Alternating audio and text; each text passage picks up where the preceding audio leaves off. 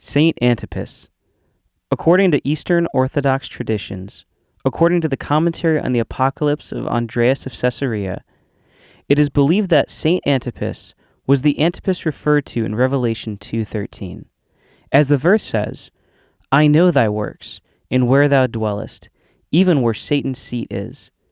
And thou holdest fast my name, and hast not denied my faith, even in those days wherein Antipas was my faithful martyr, who was slain among you, where Satan dwelleth. According to Christian tradition, John the Apostle ordained Antipas as bishop of Pergamon during the reign of Roman Emperor Nero. The traditional account go on to say Saint Antipas was martyred during the reign of Nero, or Domitian, by burning in a brazen bull-shaped altar for casting out demons, worshipped by the local population.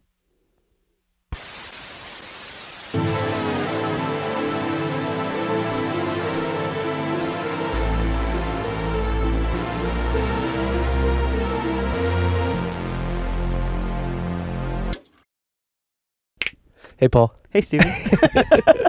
Welcome to Martyr's Row. I feel like that snap is like It's iconic. it's kind of like you're before you look at a customer, and it's like you're. I was about to go a completely different direction. Yeah, probably.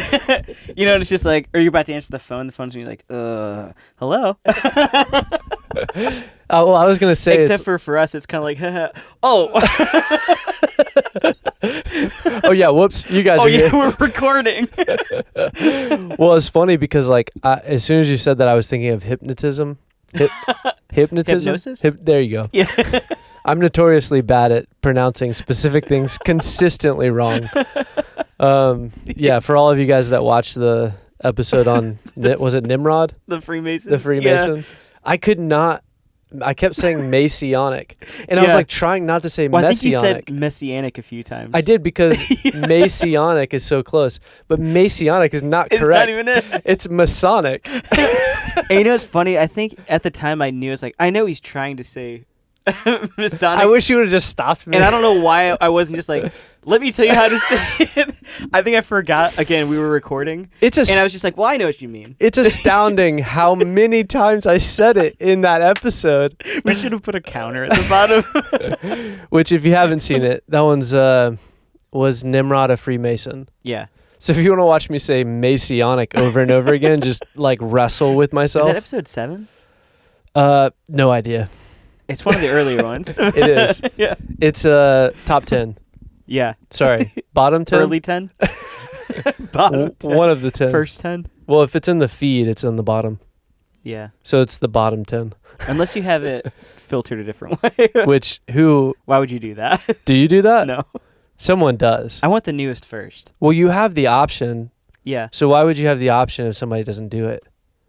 It's true. You know? Someone's doing it. Or it's just like a search thing. Straight to jail. Straight to jail. Straight to jail. If you search last first and first last, straight to jail. Straight to jail. Is that what Christ would do? Yes. Actually, he would. And they killed him. Oh no, straight to jail. Straight to jail. Jesus of Nazareth, straight to jail. Straight to jail. Apostle Paul, straight to jail. Straight to jail. Saint Antipas, straight to jail. Actually, okay. Yeah, fair enough. Yeah, so I was thinking about this before, but do you have we've talked about music a lot. Yeah. Music is a pretty important part, or has been a large part. May not be important, but it's been a large part of both of our lives. It's true. It's been invasive. It's a big part of this podcast, too. Honestly, I've been trying to get away from it. It just keeps chasing me. There was actually a few years where I was like, I don't do music anymore. For years? Like, I tried for 2 years to be like, I don't do that. How is that possible? It didn't work. Like playing? I was like, I don't play anymore. Like, I still liked it, but I was like, I just don't want to. I'm like taking a break. I don't want to be known for this. That would be tough. And I realized that's impossible. I just can't So you were stop. too well known. You said no more. No more. too much fame. Well, I think I was trying to like diversify. Yeah. And I was just like, everyone knows me as like Paul, the guy who plays music. And I was like, I don't want to be known for that. This sounds like a church-specific problem. It was. People not utilizing their volunteers correctly. Yeah, that's what it was. Oh, boy. Uh-oh. This is too early in the episode to get into this. But yeah, it didn't work. I realized, like, I just can't stop. Hey, if you serve people in any capacity, or you lead people who serve, they're humans. With full-time jobs, usually. Yes. Think about how they're doing, not what they can do for you. Yeah. Yeah. And if you're a volunteer, take care of yourself. God bless you. God bless you. There's refreshing in the service. Yeah, that crown's going to be heavy, so work out your neck. Work out my neck. My neck. Oh, my neck. That's the thing that I have a problem with. This crown's too heavy. My neck. I think for you, it's like you just have trouble like finding the word and pronouncing it. For me, I try to pronounce two different words at the same time. Yeah, you tend to add letters at the front of words. Yeah. Yeah. Because I'm trying to say a different word and I change my mind as I start that word. But a lot of times it works. My neck. I like that. It's a me. I'm a neck. So I was thinking about this, like music as a kid. Yeah. Quick segue. But I was thinking about like I have a very like fond and vivid memory of. Did you ever have one of those? All right, so I didn't play video games very much as a kid, but I did play like a couple very specific video games. And to be honest with you, I don't really know why. I think it was just like I'm super into this right now. Yeah. And a month later, I just never played it again, and it was fine. And like you could have just thrown my Xbox in the garbage, and it wouldn't have mattered. Yeah. Yeah. But like there was this very specific thing. Well, let me ask you: were you super into video games? When I was a kid, yes. Up until at what point did you stop being a kid? Well, so yeah, when I was younger, we didn't have them for a long time. I actually remember the day that an Xbox first appeared at our house with Halo on it. Was that the first one you got? No, before that we had like an NES. Okay. But it like barely worked. Okay. So it was like so much work to get it to work. Okay. And then we'd have like computer games we got from the library. Gotcha. But we had a family computer. Okay. So you could only play for so long before the rest of your family, because I have 7 siblings. So we're all fighting to be on the computer. Did you have AOL? Oh, yeah. Okay. Because that's the thing is like you dial up, and then it's a little bit like, I was going to use a terrible, I'm just going to not say that part. But it was like you dial up and when you're done doing with what you're doing, do not sign out.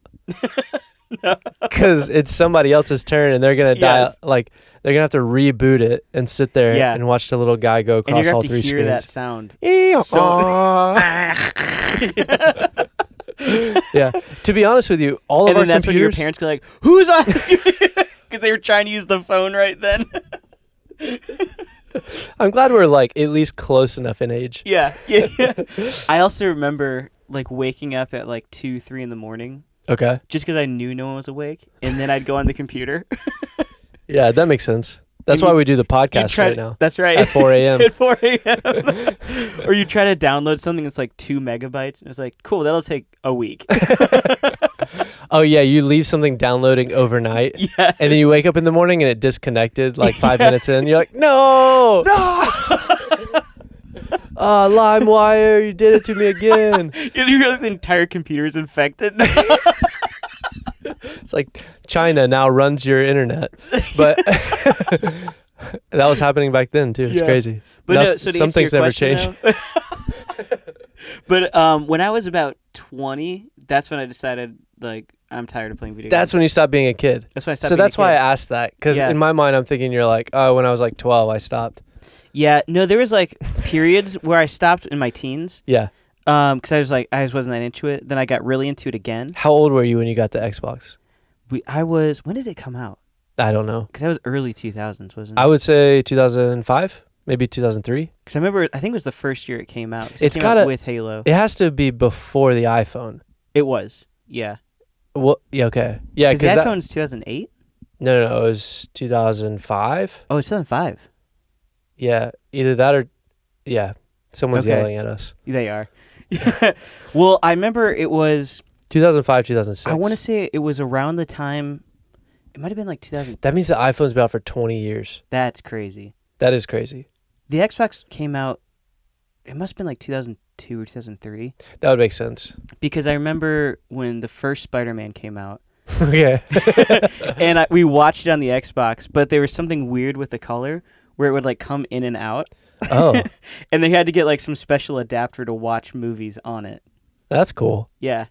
Oh, the Spider-Man movie. Yeah, the movie. I thought you were talking about a game. No, the Okay. movie. Like the color would keep coming in and out. Okay. Yeah. So you would use it to watch movies also. Yeah. That makes sense. Yeah. No, so I had like at one point I had this like gaming chair, which is weird because I didn't really like play games that much. Yeah. It was like, why not? I'm at like, cause my brother's 8 years older than me. Mhm. My sister's 4 years older than me.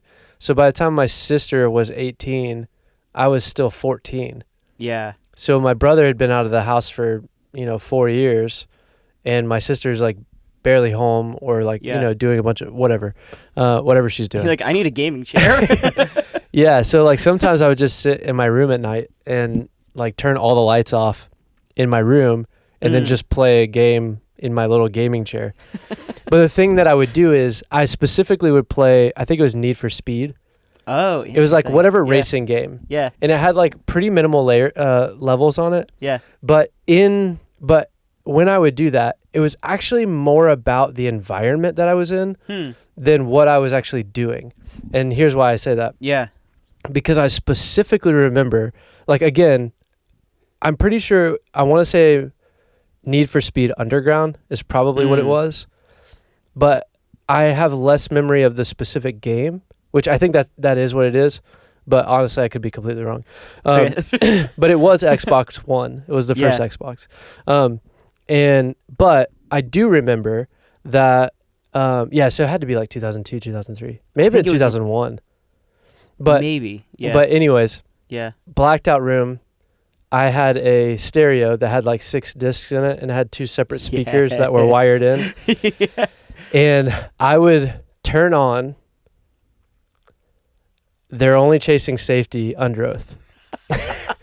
And I would listen to that record front to back while playing Need for Speed Underground in my dark room. I love that. And the reality is like I'm like zoned in playing this, but I'm paying more attention to the music that's happening than like what I'm playing.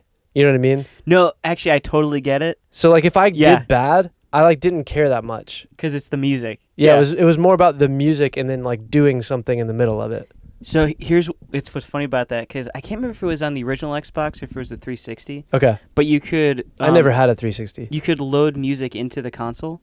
Oh, okay. And then it would play with games. You could be like, oh, I want you to play this album with this game. Oh, wow.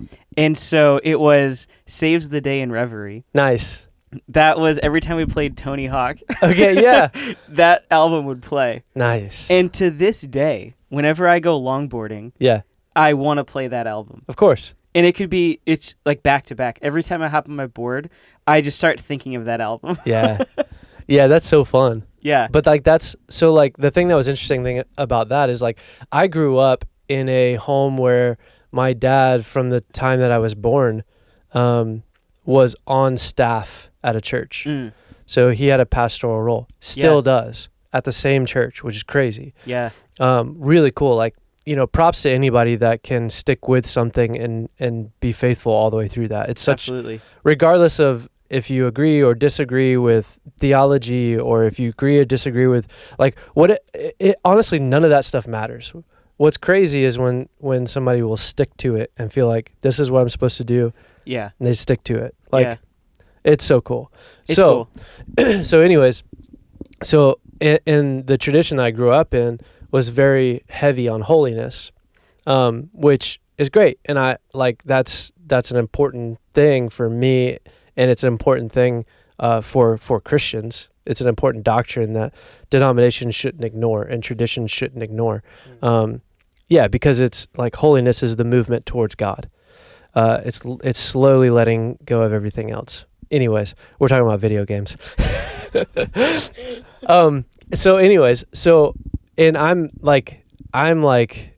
was Chasing Safety came out in 2004.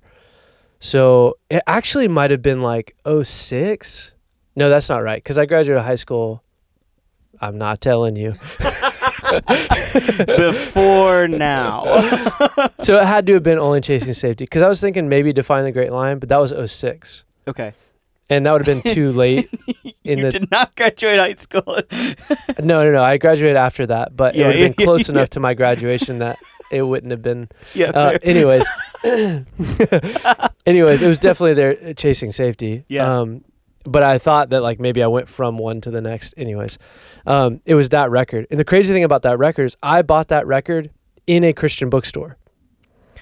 Oh, okay. Yeah. And so like there's this whole rabbit trail, which we won't get into, of Tooth and Nail. You've already brought up like 3 different rabbit trails we could spend the entire episode on, but that's not the point. So the thing is, like, there was this thing with Tooth and Nail Records, Solid State Records, that was Florida, more heavy, more hardcore, and then they were joined up into kind of absorbed in a part of Tooth and Nail. And Tooth and Nail did this whole thing where they essentially had a label full of bands that like grew up in church, were youth group kids, and then just like slowly didn't go to church anymore, but all their music had spiritual theme to it, because it's how they grew up, and they're all just like 16, 17, 18-year-old kids that like, you know, I mean, at the time... When that's the majority of your life experience, it's like, it's going to filter into your music. Yeah. I mean, at the time, like 04, I'm like 14 or 15 years old. And so like, or 13 or 14, something like that. So like in that time span, I mean, the guys in Under Oath are like, I think they're like 18 to 20. Like they're really close in age at that point. And so like the weird thing about that is like, that's all kind of happening around the same time. And for some reason, somehow...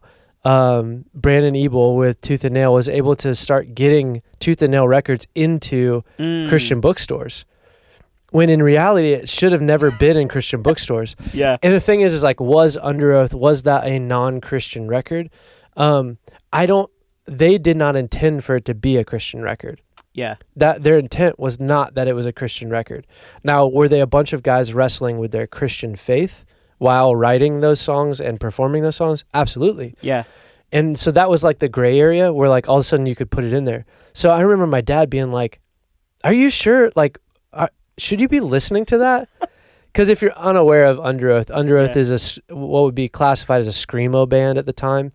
So like screamo is like, you know, like that's a evolution of metal, hardcore, like that kind of came off of like the grandfathers of screamo are like bands like Metallica, or like Iron Maiden. It's like that type of stuff evolved into like that subgenre. And so that was always a funny thing. And so for me, it was like, there was just like, turn the lights off. Let me get into this like space, zone out, listen to this like driving metal music, super emotional, full emotion with screaming and all this stuff. And I remember thinking like,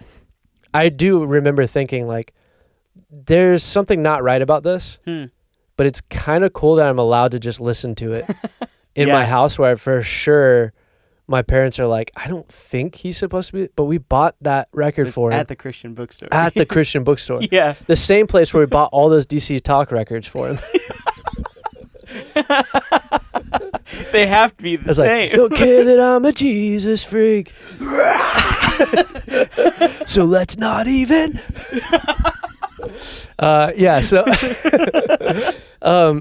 So that's an interesting thing. And as that evolved, Under Oath now, if you look up Under Oath now, some of the guys in the band are still Christians, and they've evolved in that way.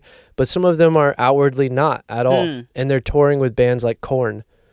And they're on tour probably at some point this year. I think they were on tour with like Papa Roach or something. Oh, wow. So it's like they're on bigger tours with more mainstream metal and like hardcore bands. So they eventually became what they really were in the first place. They were just kind of evolving out of their faith. But everyone kind of put them into this category they weren't putting themselves into. So like the interesting thing about that is like I think I've always wrestled with, as a musician, like what influence, like it's silly of me to think about the fact that like if I lead worship, or if I'm in a church service and I'm singing to the Lord, that is this cosmic thing that's happening between me and my Creator. But any other music is not. Right. Yeah. No, it's funny that we What do I that. do with that? And it's that weird like framing of it. Yeah. Like when we look at what the Apostle Paul is saying Where? In the epistles. Oh yeah. When he's like Just for in general. example, like food sacrificed to idols. Yeah. And we're like, okay, cool for them then. Right. But then it's like, oh no, let's actually put that into a framework for us today now. Sure. And this actually reminds me of a story when I was doing some handyman work on the East Coast. Okay. And this one of the places that we were working at, the lady, the owner there, I think she's a Buddhist. Cool. Either a Buddhist or a Taoist. And so she would have her like her statues up, and she would sacrifice candy and food every morning to these statues. Yeah. And then afterwards, they're just sitting out there in public for anyone to just come and eat. And so it's funny because She would sacrifice it? Is that what she would well, it's like call offer it, I guess. Yeah, it was an offering. It was an offering. Okay. Yeah. I'm just saying sacrifice for the sake Well, of I'm the story. thinking of like spilling the blood of a peppermint. That's fair. That color was running. Like, is there red inside a peppermint? Not anymore. It's spilled out on the altar of Buddha. But it'd be offered up to them. Yeah. But Buddha so- loves peppermints. Oh, dude, does he ever? Werther's Originals. Oh, but hard candies only. It was funny because my brother was helping me at the time, Yeah. and we grabbed some and we started eating. I was like, "Wait, Thomas, I think we're eating food sacrificed to idols." And it's like we were laughing about it, but when you really think about it, it's like, oh, this is actually like what he's talking about. Yeah. And we make it like whatever, no big deal. It's like, no, she's actively worshiping a false god. Yes. And I just took part in the offering. I just dipped my hand in that plate. Did you have so the funny thing about that is like that whole thing seems silly, and somebody listening to this would be like, come on, that's not Right. But like, But that's what it is. yeah. Yeah. Well, did she ever take any of it? I never saw her take any of it, Okay. but I know she would offer it to people. Okay. Yeah. So she was actively offering food that was Mhm. an offering to her gods. Yeah. To other people. Yeah. Oof. It's kind of weird. Yeah. Yeah, it is. Did you ever have like, this might be way too personal of a question. Did you ever like a legitimate, serious repentance moment? You know, I actually never felt convicted about it. Yeah. Which I was like, whew, thank God Paul gave me some grace. Yeah. But so it's like I never felt convicted about it, but the thing that I felt was a realization Yeah. of like, oh yeah, this is what this is. Yeah. And I think that's really it. And then So maybe approaching that the next time, you would be like, yeah, I'm not going to touch that. I probably wouldn't touch it. Yeah. Yeah. Just be You like, say that like you might, depending on what kind of candy it is, well, hey. how hungry you are, and what kind of No, candy. I'm good. Is that a Milky Way? How is it not melting? It must be. That's incredible. We live in Florida. What's going on here? That's pretty amazing. Maybe actually. I should have it. Yeah, I should give it a try. Oh man. But I guess it's what you're saying. It's that framework around it. Yeah. And it's putting into like, no, everything is like, it's connected to these cosmic events. Yeah. To not make it sound super weird, but it's like, let's put it for what it is. Yeah, and that's a great a point in the conversation, because it's that idea of like, where does conviction lie? So in that instance, you're like, all right, this is something that's not it, I'm not convicted by that. I might choose not to do it the next time I see it. And potentially I probably would just stay away from it, cuz like, Yeah. who needs a Werther's Originals anyways? And who wants a bloody With that peppermint? unmelting Snickers. You definitely should not have that. If it's 90 degrees and you're on the beach coast of Florida and the Snickers is not melting, Milky Way. Milky Way. Well, Yeah. you said Snickers a second time. I did. Yeah. But either one. I just thought of that one. Either one. If there's a chocolate bar that's not melting, you should not eat that. No. For many reasons. You should call the Mars company immediately. But Boy, do I have an anomaly for you. They'd try to figure out how to manufacture that. no, they're like, you're the 10,000th call today. You're on the beach coast? Yeah. That old space coast you gotta They're look like, out for. look across the street real quick. And you look up and somebody across the street's on the phone also with the same person. staring at the Milky Way. No, now they're looking at you because they're also being told to look over, and you just thumbs up. What are we even talking about? I don't know. But like, so the thing that's interesting about that is like, so then taking that into music and taking that into the idea of like, well, are there other temples of worship? Yes. But is there an in-between space? Is there a space where we may participate in something or be exposed to something or have the opportunity to participate in something that's not actually in a temple, that's not explicitly to the Lord or to a false god, but it may actually just be like Coachella or like a concert and like, is Coachella demonic? I don't know. Never been. Yeah. Like, are there demonic things happening? Probably. Is there somebody there that loves Jesus? Probably.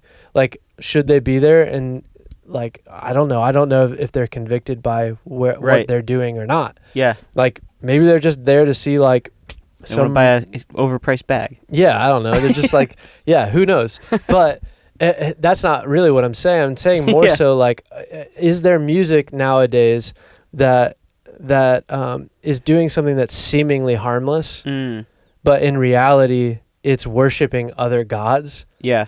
And simple participation in it is causing us to go like, huh, what should we think about that? Yeah. Like, should we actually listen to this? Because like, it's kind of sick. Yeah. Like, and I don't mean it in a bad way. Like, but like, you listen to some of the music, it's like, this is very intriguing. Yeah, absolutely. And I'll go to the extreme. You ready? I'm ready. So I've been waiting for this. I've gone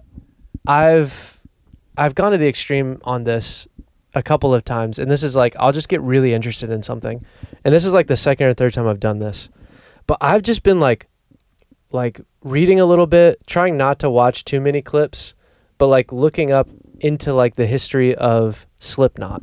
Oh. And it's bands like Slipknot where I'm like, what is happening here? Like, what is actually going on? Because the people that go to those shows, they're just like going to a concert the same way I've done for years, just like going to a concert at any random music venue. But like, you're going to see Slipknot, and it's like, well, what is Slipknot like? What's happening at their concerts? Yeah. And a buddy of ours, shout out Dustin, sent us a band the other night. Yeah. And was like, what's going on with these guys? Right. Yeah. And it was like, oh. Yeah. And I think that's one is like, that is the extreme. What language were they speaking? It was Nordic, wasn't it? It was just Nordic. So I don't know. Yeah, something Nordic. Yeah. But they were a Nordic language. Like metal band. Yes. Yeah. So like all the music is like really intricate. Yeah. And then Paul looks up like, and it was interesting, but it was like, this sounds weird though. Yeah. So then Paul looks up the lyrics of what they're actually saying. Yeah. Do you want to expound on that? Yeah. I look it up and it's like, Odin is awesome. Like he like defeats his enemies and blah, blah, blah, blah, blah. And it's like all these titles and successes and feats of strength that Odin has done. Yeah. So and they're like, let's praise him for that.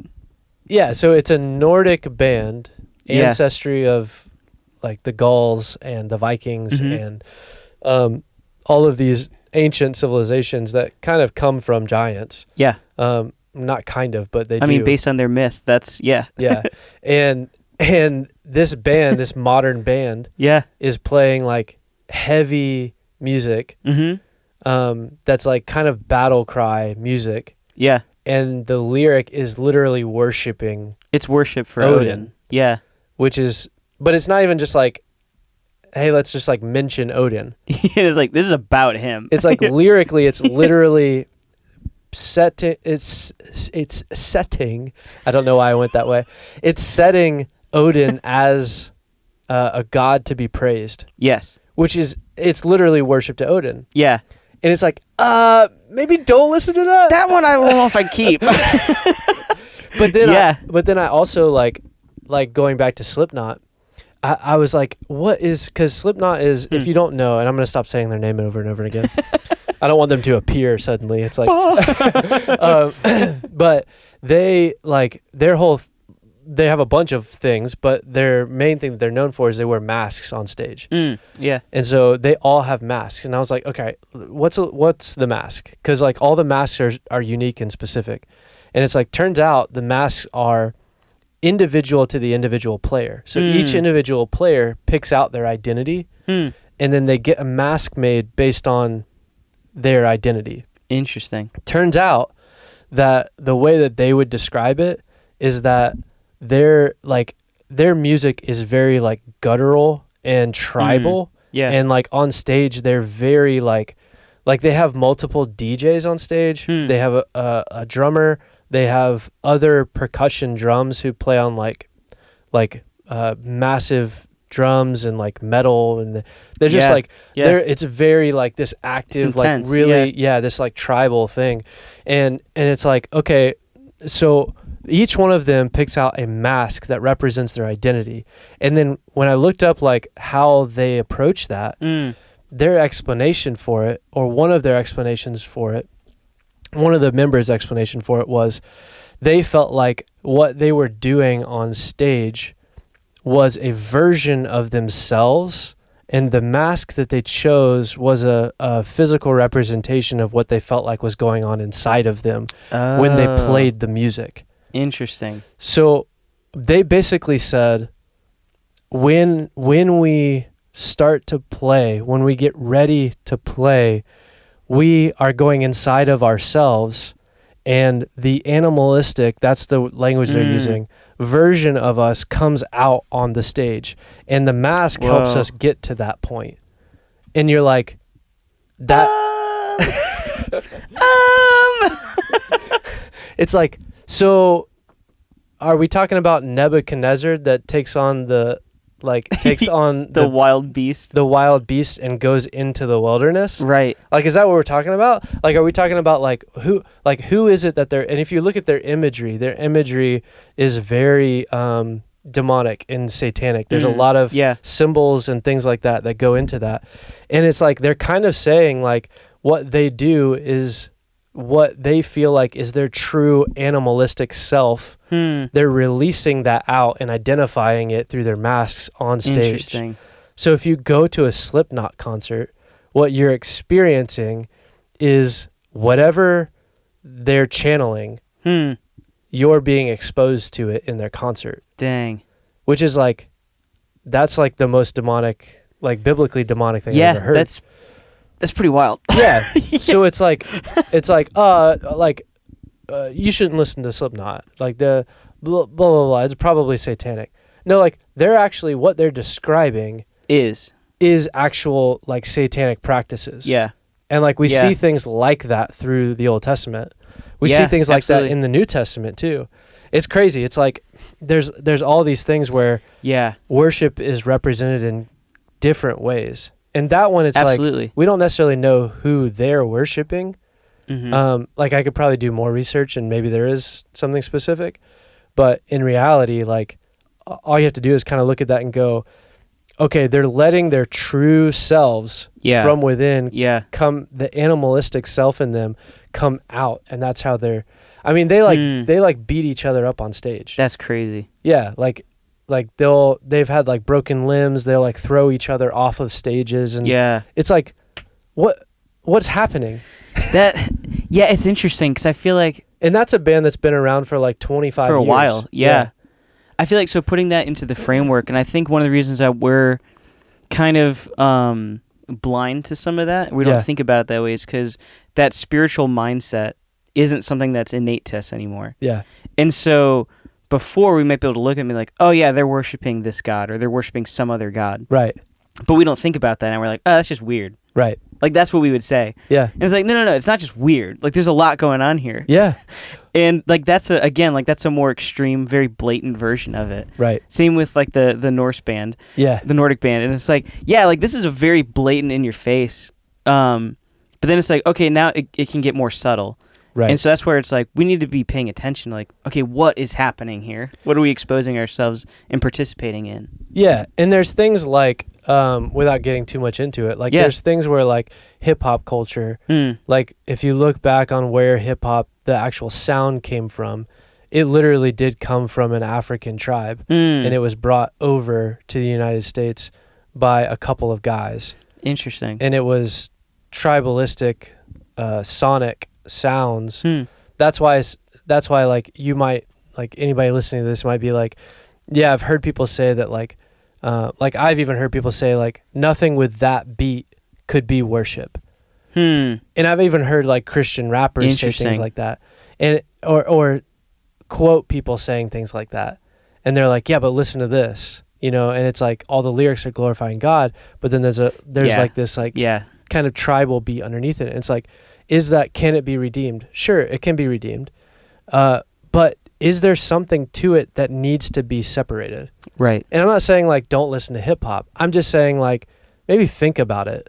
Maybe think about how you feel.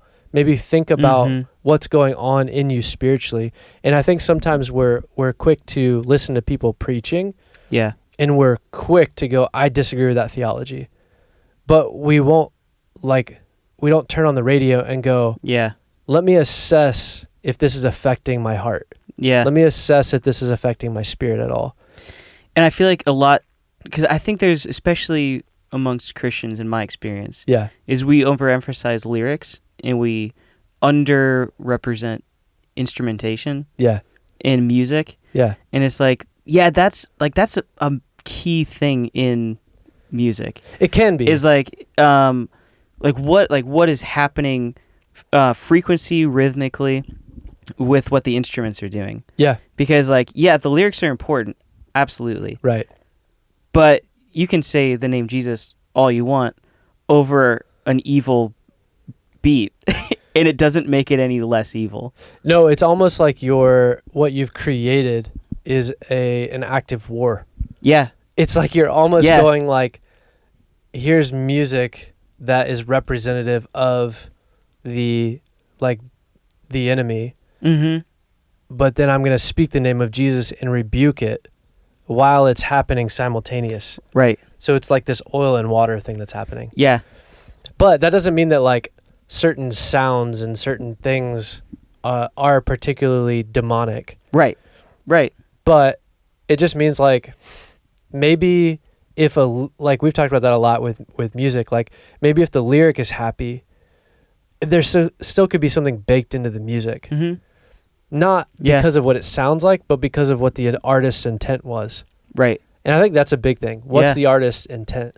That's huge. And if the artist's intent was to create something that was evil, then you may not know that if they put happy lyrics on top. Yeah.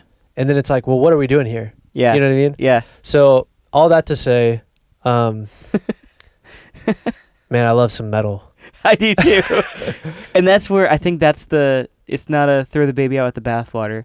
It's like, no, it's a case-by-case situation, and it's a little complicated. Yeah, it's just... But we have to just be in tune to what's happening. Yeah, like maybe don't... like that little... I do, yeah.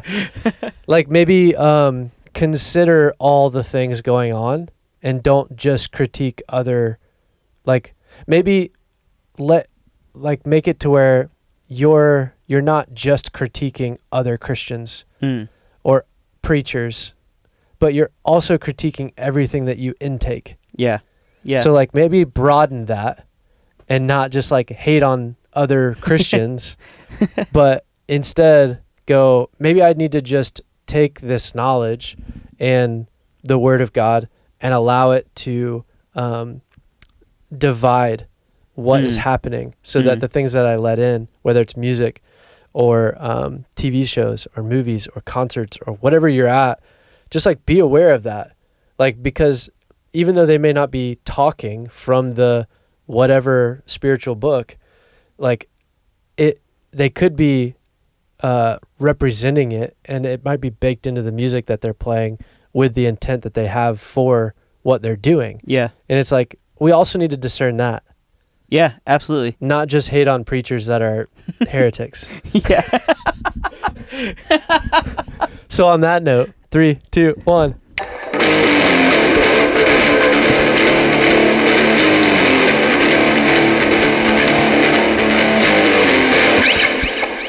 Nice. Thanks. Whoops, we have electric guitar again. Oopsies. Uh-oh. Did I do that? Sorry, guys. Different kind of electric guitar. Oh, my bad. We also have headphones on, so we're going to talk real weird. Whoa! You know it's rough when we can hear ourselves. I know. This is why we don't wear headphones. Because we'd experiment more. We like to hear ourselves too much. Yeah. Stop talking. I can't hear myself. Much easier without them. But, yeah, it's song time. It is. I'm so excited. So the funny thing about this is like I literally was like we were talking a little bit about this episode, and then you were like, "You want a metal song?" I was like, Yeah. "That would be awesome." He's like, "Great, got it." Yeah. And I was like, "How did you have it so fast? We weren't even talking about anything." And then You're like, just, I got you. metal song, got it. Done. Here we go. Paul, I didn't know this side of you. You know, so it's funny. So it's funny because when I first started playing in bands, it was just like, yeah, we play metal. It's like I'm trying to come up with like Psy metal and Garfunkel. Yeah. Which is funny because Wait, was that your first band? Psy metal and Garfunkel. metal. No, was your first band a metal band? Yeah. Mine was too. Are you serious? Yes. I feel like it's like the horror film for directors. But Like you just start there. But we quickly bailed. Oh no, we never actually played a show. No, We just got together and rehearsed. Yeah. That's awesome. And it was funny because at that time my only instrument was piano. Oh. But I was like, I want to play metal though. I mean, Chris Dudley, Under Oath. True. There you go. But then I was like, well, I'm just gonna play bass. So I just started messing around with bass. And then I was like, I want to play guitar. Yeah. So I started to learn a little bit, which was fun. So we have distortion all the way through this one. Yeah. Hope you guys like it. It's gonna be fun. They'll like it. Let's not make this one too long for those people that don't. I don't think this one deserves to be that long. It's metal after all. Fair enough. I remember one of my brother's friends talking about hardcore music in particular, but I feel like there's some overlap there. Everyone's going to hate me for saying that. But he's like, if you can't get your message across in a minute or less, it's not hardcore. I like that. And I was like, that's very hardcore. Pretty good. Because you're not hardcore. Unless you live hardcore. Unless you live hardcore. Dude, and so it's funny. So I don't have a metal voice. that's one of those movies I watched 100 times. I watched it so many times. Yeah, School of Rock. Classic. Oh, Classic man. Jack Black. So it's funny. I don't have like a metal voice because I never sang metal No. or screamed. This is going to be the most gentle metal you've ever heard. Actually, this is exactly where like Screamo came. Mm. It was people with like really high, gentle, clean vocals that would also scream. That's fair. So you have like this heavy music with like this really gentle pop vocal. You know what I mean? Yeah. Like there's a bunch of guys like Anthony Green, some of those guys sing clean, it's Craig Owens. beautiful. Yeah. Yeah. Like, yeah. So like, yeah, some of it's like, how are you singing that high? And then they would shift and scream this like really And low. some of it is intense. Yeah. Man, it's the best. impressive. When you get like a good screamer, Yeah. it's pretty cool. It's Yeah. cool. Yeah. So I will say this is a little bit all over the place, but I think that's part of the fun. I'll try and growl at some point. You should. I'll see how I can make it sound in the mic. Now that we have Okay, cool. headphones on, I can adjust.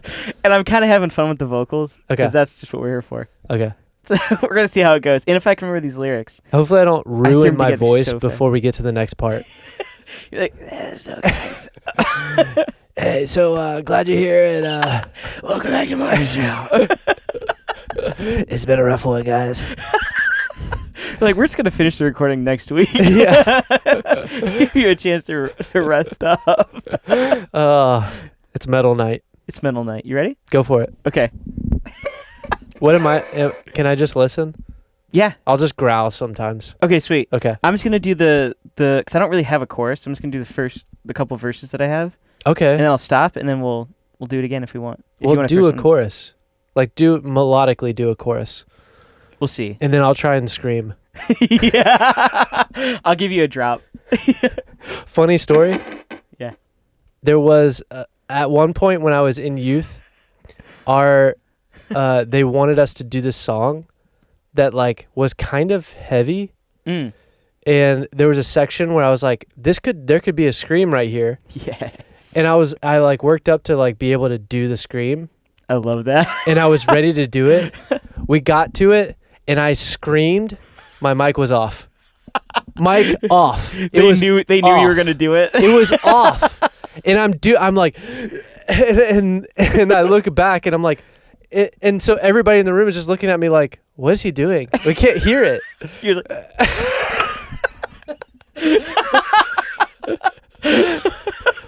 what if I told him later? It's like, I actually didn't scream at all. I just made it look like I did. You muted it for yourself? Yeah. I intentionally left my mic off. I think it was a wired mic too, so there's nothing I could do. There's no way. Yeah. Because you can't do metal without a wired mic. Because how are you supposed to do the flicks? I don't know. The flicks? Like, when you spin the mic around? I got the flicks. You got to, like, wrap it around your neck. Yeah. Oh, boy. All right. Those guys are showmen. Here we go. Metal. Right. You ready? Metal night. Oh, man, this is going to be fun.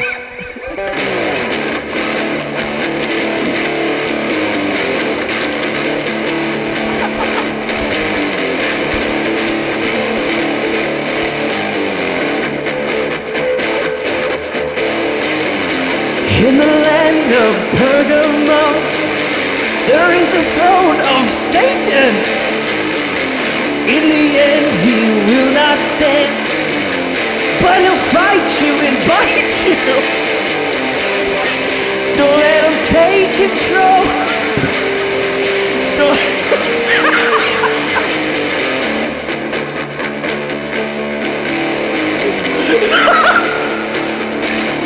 And bite you. You like that? Sorry, keep going. Try and make it through. Bronze bull burns with ancient flames. False gods call to raise their claim. Whispers crawl through marbled hall, but heaven laughs, they will fall. Don't let them take control. Don't let them take control. Was that the breakdown? That was part of the breakdown. Yeah. Dude, I couldn't do it. Like you actually are leaning like very Jack Black. I'm trying. That's all. Bite you. And bite you. I thought it'd make it more fun. This is awesome. Man, the headphones really make this a different experience. I told you, I was like, I just have to have fun with the vocals. Yeah. All right, let's do it again and leave a space for me to scream. Okay, I will. Make a chorus for me. Okay, I got you. Just like do something. I'll do like a little breakdown chorus. Yeah, do a breakdown. Okay. It's going to be so fun. Are you ready? Can we just do the rest of the podcast? Yeah. This is our whole podcast. Yeah, we're just playing around with metal songs. Oh, so good. It's More so to much come. fun. It's also, listen to the lyrics because it's might be telling you something. There's a good chance. Here we go. All right. Metal Night with Stephen and Paul. Or if you're listening to this at 4 a.m., metal morning to you. Good metal morning. Good metal morning to you. Good metal muses. Be sure to take your metal musel.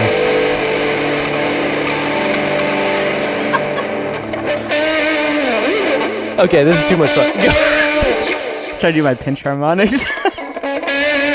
See, the beast is coming out of you, Paul. We gotta be careful. It'll bite you. I'll do it again, don't you worry. I'll echo it.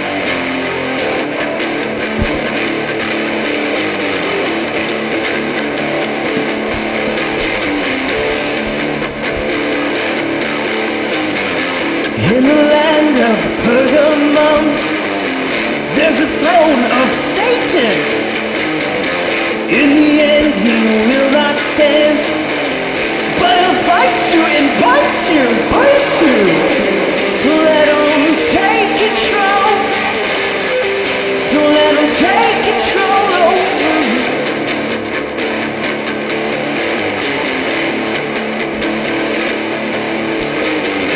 Bronze bull burns with ancient flames. False gods come to stake their claim. Yeah. Heaven laughs, they will fall. Don't let them take control. Don't let them take control and bite you. And bite you. Yeah.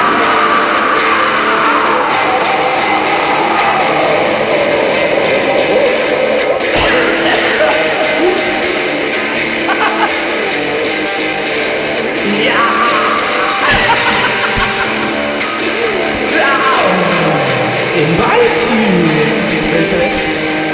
Mesopotamia, Mesopotamia, Mesopotamia, Mesopotamia, Mesopotamia, Mesopotamia, Mesopotamia, Mesopotamia, Mesopotamia, Mesopotamia. Don't let them bite you.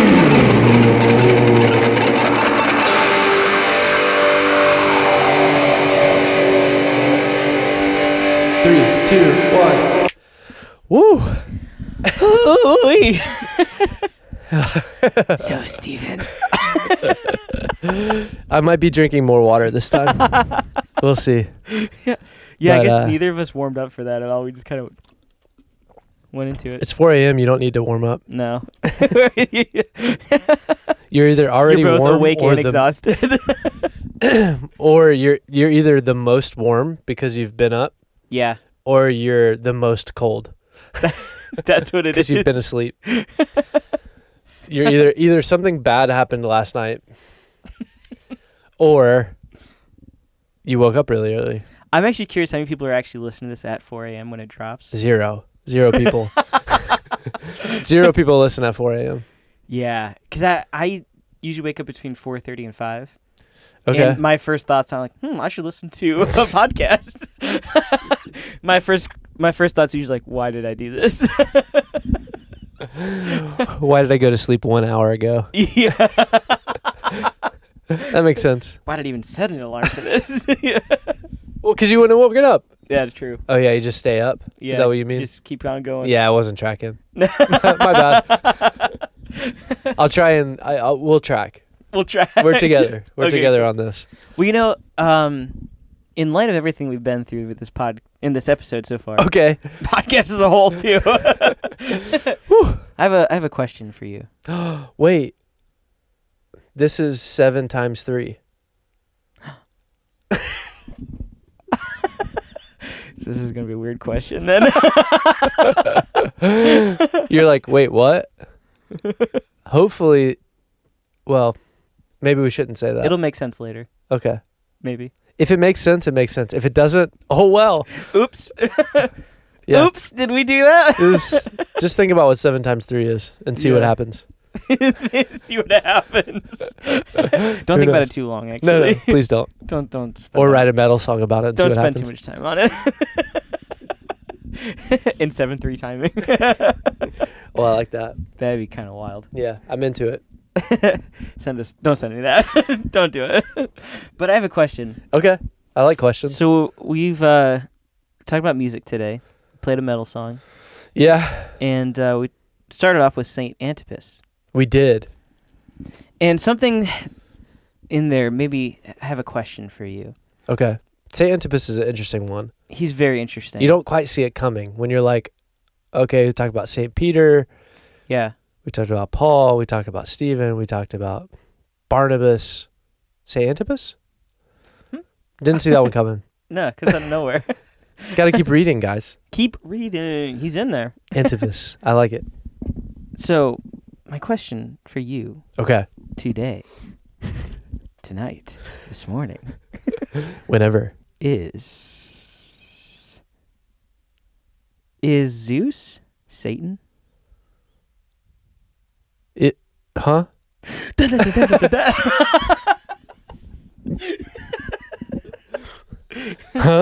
Huh?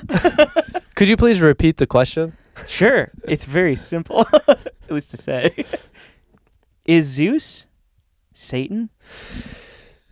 Interesting, you should ask. Is it? Yes, 3, 2, 1. It's already the next episode. Saint, next person. At some point, we need to do that. That would be great. At some point, we will do that. And then, but it is part of the episode. We just immediately cut to the next saint. That would be great. And we just read it a week early, just right in the middle of the episode. So to come, not on this one. Maybe. To be honest, we'll probably forget about it, and it'll never happen. More than 100%. But you'll always know we told you that. If you listened. If you didn't, How would they know? maybe they're just watching. I don't know. That's. I only watch on mute. Favorite podcast. Favorite podcast. I love the still background. The nice brown wood. Just watching them go between fits of laughter and confusion. Yeah. And then sometimes there's a guitar all of a sudden. Weird. Who knows? So is Zeus Satan? Yeah. Okay, so you mentioned St. Antipas. Mm-hmm. And so I'm trying to put all the clues together. Yeah. And I don't even know if they all apply. I think they do. I think somehow everything we've done up to this point all ties in. So St. Antipas, in the description, it talks about him being the martyr who's mentioned in Revelation 2. Yeah. So with your question, is Zeus Satan? Maybe we should go back to, I'm going to take your clue, like Blue's Clues, and I'm going to go back to the first clue. Yeah. Yeah. And go, all right, St. Antipas, he's mentioned, or in his description, he is mentioned as the Antipas in Revelation 2. Correct. So let's read Revelation 2. I love that. Let's see what's there. Let's see what the clue has for us. This is the treasure. Okay. So, Antipas, where are you, Antipas? It's 2:13, right? Oh, there you are, Antipas. So let me read what comes before it. The church in Pergamum. What? I heard you sing that Isn't in that the a lyric. spice? Is it? Like on your potatoes? Put some pergamum? Can I get some pergamum over here? Don't put that on your food. Hey, church in Pergamum, too much spice. Honestly, kind of true. A little too much spice. So Revelation 2, starting in verse 12, because Antipas is in 13, I'll jump back for a little bit of context. Not too much, just one verse. Revelation 2, it says, to the church in Pergamum, and to the angel of the church in Pergamum, write. Okay. Love that. We're not going to take a ton of rabbit trails. Interestingly enough, what is said to John the Revelator is, write this not to the church in Pergamum, but write it to the angel of the church in Pergamum. Yeah. Huh? So are you telling me that this revelation was not written to mere mortals, but instead was written to the angel of the church in Pergamum? And what are angels? Angelos? Angelos. What are they? The messengers. Of God. Yes. Bringing down the message from heaven to earth. So to the angel of the church in Pergamum, write this. I added this, by the way. The words of him who has the sharp, two-edged sword. I know where you dwell, where Satan's throne is. Yet you hold fast my name, and you did not deny my faith, even in the days of Antipas. I've heard of him before. My faithful witness. That's cool to be called a faithful witness. That's pretty good to hear. Yeah. Who was killed among you. Not so great. Where Satan dwells. So, Antipas was a faithful witness. And even in the days where Antipas was living, there were still yet faithful believers. This is what's being written to the church, to the angel, to give to the church in Pergamum. But I have a few things against you. Okay, so I like that. Start out with like a positive. Hey, even in the tough days, when Antipas was alive and was martyred by being burned in a cauldron shaped like a bull. Yeah, they toasted him in there. That they used to use in order to remove demons from people. Yeah. We'll get to that in a minute. Yeah. So in those days even, they were faithful. But I have a few things against you. You have some there who hold the teaching, not everybody, but some, who hold the teaching of Balaam, who taught Balak to put a stumbling block before the sons of Israel. And I believe that story is in Numbers, the book of Numbers. That sounds right, yeah. To put a stumbling block before the sons of Israel, so that they might eat food sacrificed to idols and practice sexual immorality. That sounds a little bit like the bleeding peppermints. Yeah. That were sacrificed or offered to Buddha. Yeah. Earlier in this episode. Yeah. Not in the book of Revelation though. They didn't mention peppermints though. They didn't. Thank God. Verse 15. So also you have some who hold the teaching of the Nicolaitans. Therefore repent. If not, I will come to you soon and war against them with the sword of my mouth. He who has an ear, let him hear what the Spirit says to the churches. Then the next part's very confusing to me, and I'm going to read it, but we're not going to talk about it at all. I love that. And then it ends it by saying, to the one who conquers, I will give some of the hidden manna. What? And I will give him a white stone. Huh? With a new name written on the stone that no one knows except the one who receives it. What? These things I do not know. This is Stephen talking. We're not going to talk about that part at all. That's for another time, maybe. But that's what was given to the angel of the church in Pergamum to write, which is fascinating. It is fascinating. So there's a couple of things here. So we go, all right, St. Antipas. Your question was, is Zeus Satan? Yeah. Well, Antipas was in Pergamum. In fact, even from our reading, we see that the Apostle John had placed Antipas as the church leader. Yeah. In where? In Pergamum. In Pergamum. So Pergamum is important to Antipas. Yeah, that's where he is. And it's also mentioned in Revelation as a place where they did some good things. Yeah. But some were following the theology or the teachings of Balaam, who taught Balak to put a stumbling block before the sons of Israel so that they might eat food sacrificed to idols and practice sexual immorality. So also you have some who hold the teaching of the Nicolaitans. So some of you doing all right, doing pretty good. Some of you not doing great. You're pretty far off. And I'm going to be against you, is what the Lord says. But Pergamum is where? It is where Satan's throne is. That's not speculation. That's literally that's what it says. in Revelation 2. Yeah. So Satan's throne is in Pergamum. Yeah. Crazy. Right? It's pretty crazy. Okay. I mean, it's like, yeah, it's a crazy thought. It is a crazy thought. Yeah. Because we go, all right, where's the throne of God? We would Paul? say in heaven. It's in heaven, Yeah. right? It's in the holy place. It's in the throne room of God, the holy of holies, the innermost part of the heavens. Yeah. Is where the throne room is. But there's a ruler of the air. Mm-hmm.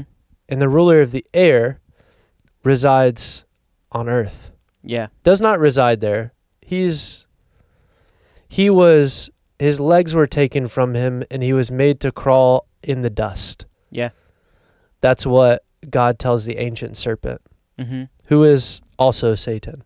Yeah. Which is also mentioned in Revelation, tying the ancient serpent of Genesis to the Satan, or to Satan proper noun, not the Satan, but Satan the proper noun. We'll talk about that. Okay. I got a lot on that. Cool.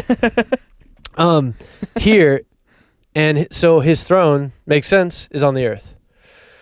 Okay, so in Pergamum, is there a throne of Satan? That's kind of the question. Because if the question is Zeus Satan? Is that what you asked? Yeah. Is Zeus Satan? Okay, so we need more clues. Because Revelation 2 tells us there is a throne of Satan. And apparently the throne of Satan is in Pergamum. Right. Now the question you have that we have to keep going and find is is Satan somehow Zeus? Right. And what does that mean? Yeah.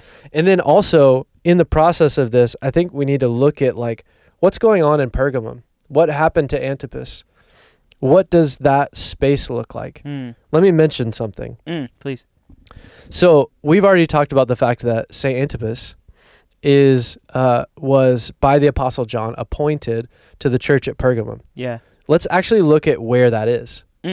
So in Acts chapter 6, it says, starting in verse, let's say, let me just pick way out of the air here. I'll just start in verse 1. Okay. Now, in these days, when the disciples were increasing in number, a complaint by the Hellenists arose against the Hebrews. So that's the Greek versus the Hebrews. Arose against the Hebrews because their widows, the Hellenist widows, were being neglected in the daily distribution. So as the church was coming together, Acts tells us that they all pulled in all of their resources in order that no one would be lacking. And what this is saying is in those days, the Greeks, which came to salvation only after the Holy Spirit came, and Jesus offered it, like Jesus said, I came for the lost sheep of Israel. Yeah. And then he told his disciples to go to the ends of the earth, Mm-hmm. right? So Yeah. I came for you guys. Now you and go and get them. Yeah. And so the Hebrews were received and offered salvation through Jesus. And then they were in turn supposed to go out and bring the Greeks into the fold, right? So the second to come, the little brothers, they were pulled in and their widows were being neglected. Not cool, dude.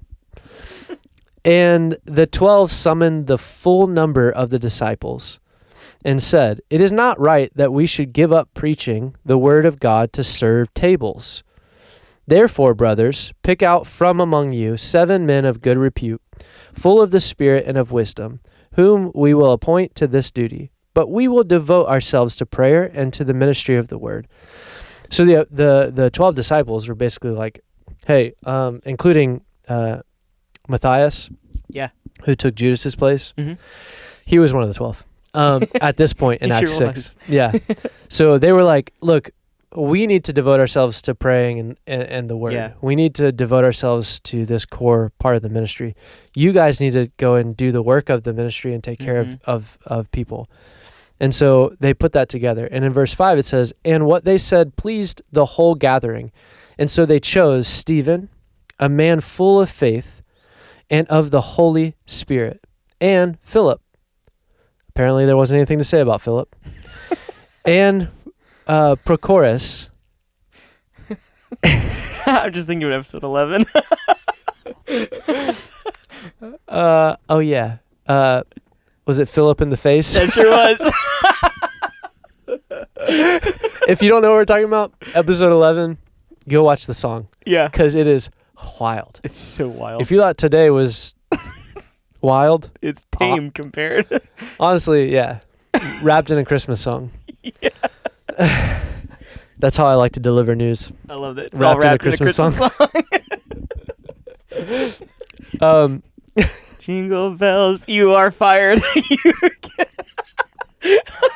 Please get out of my house. Why are you here? This is Grab not your your keys job. and close the door. Because I don't want to see you anymore. Nice. Thank you. Tied a little bow on it. So I'm Wrapped naming into Christmas song. wrapped in a Christmas song with a bow on top. Oh, we have fun here. So I'm reading the 7 faithful, Paul. Yes. Continue.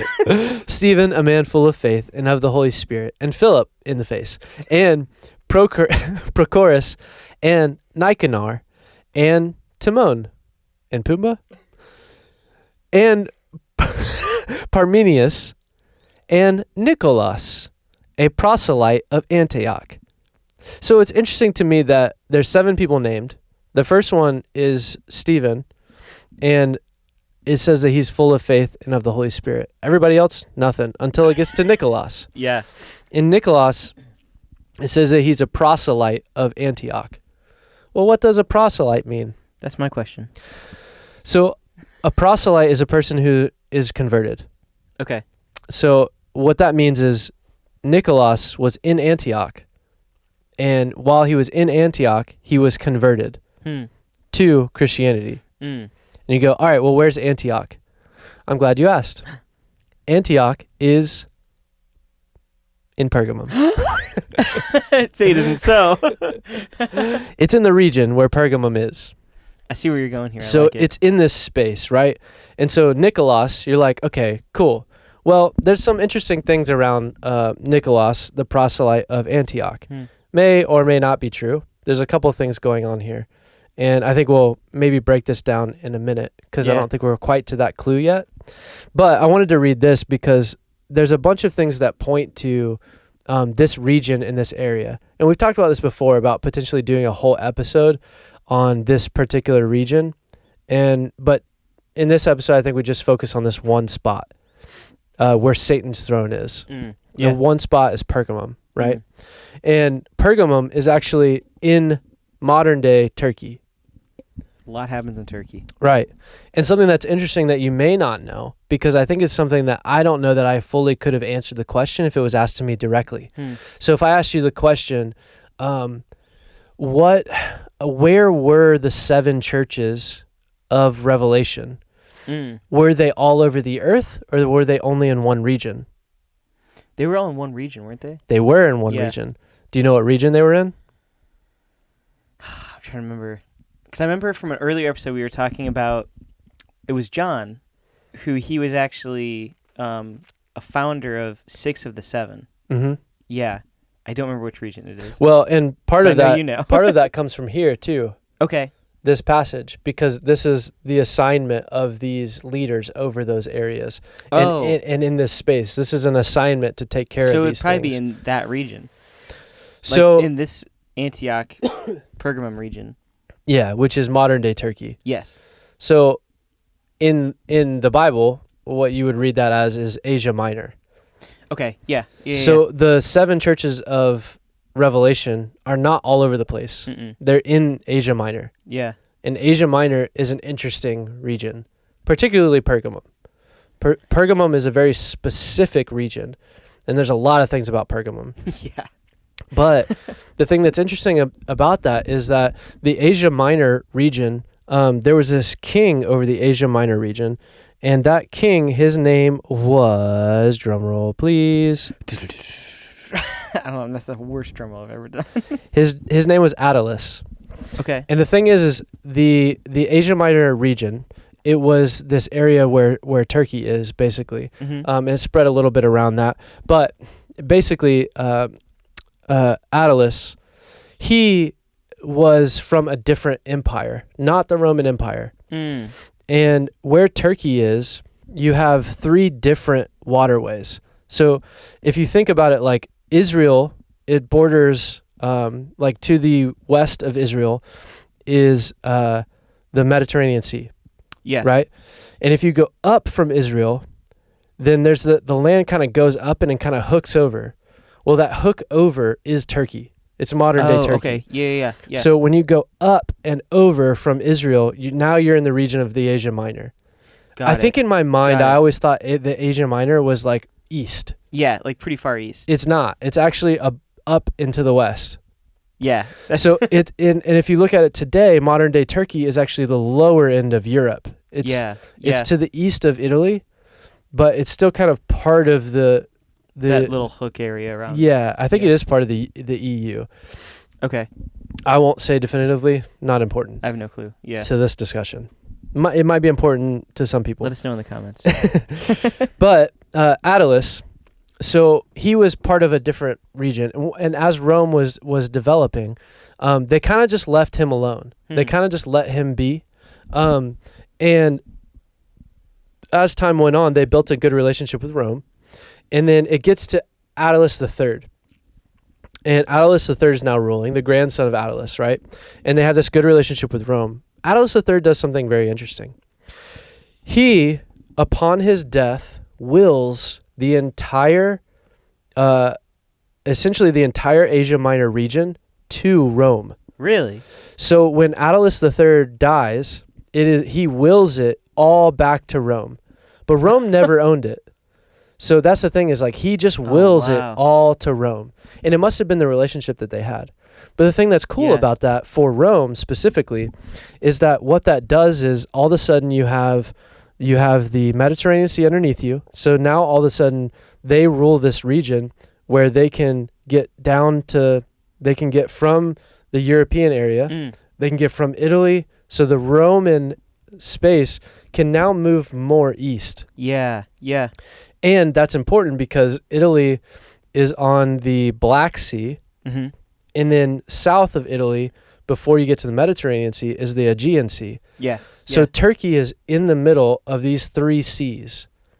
Interesting. So now anything can move from Italy through to Turkey and down to Israel and then down ultimately into Alexandria and to Egypt. Yeah. So now at this point, when that's gifted to Rome, all of a sudden the Roman Empire has access to the whole southern and eastern region. Crazy. The other crazy Yeah. thing about that is now it allows for Christians to go up through. Oh, yeah, true. So the cool thing is it opens all this Wow. up for the Roman government, but then it also creates this opportunity for Christianity to spread north and spread to the west. That's fascinating. Yeah. So this is all kind of happening That's pretty cool. around this same time. Wow. Yeah, and so that's why this area of Turkey is kind of so critical. And honestly, we've talked about this before of like we've hinted at the fact that Turkey is just like it's like we talk about Mesopotamia, Yeah. Turkey being a major part of Mesopotamia or basically is Mesopotamia. We haven't fully gotten into that. We'd have to map that out. But yeah. and then you also look at like Turkey. There's so much fertile there. Like it's also like it's where Abram's Funny from. you should use that word. Oh yeah, Fertile Crescent. That's right. And Turkey is also mountain of Ararat is there. Mm. So Noah's Ark lands in Turkey. Yeah. Yeah. You also have things in Turkey like modern day archaeological finds like Göbekli Tepe yeah. are in Turkey, which interesting about that. But anyways, so There's a lot to talk about. yeah, there is. So Pergamum is this interesting thing. The other thing about Pergamum that's kind of crazy is Pergamum itself. So let's go from like, all right, so that's what's going on there.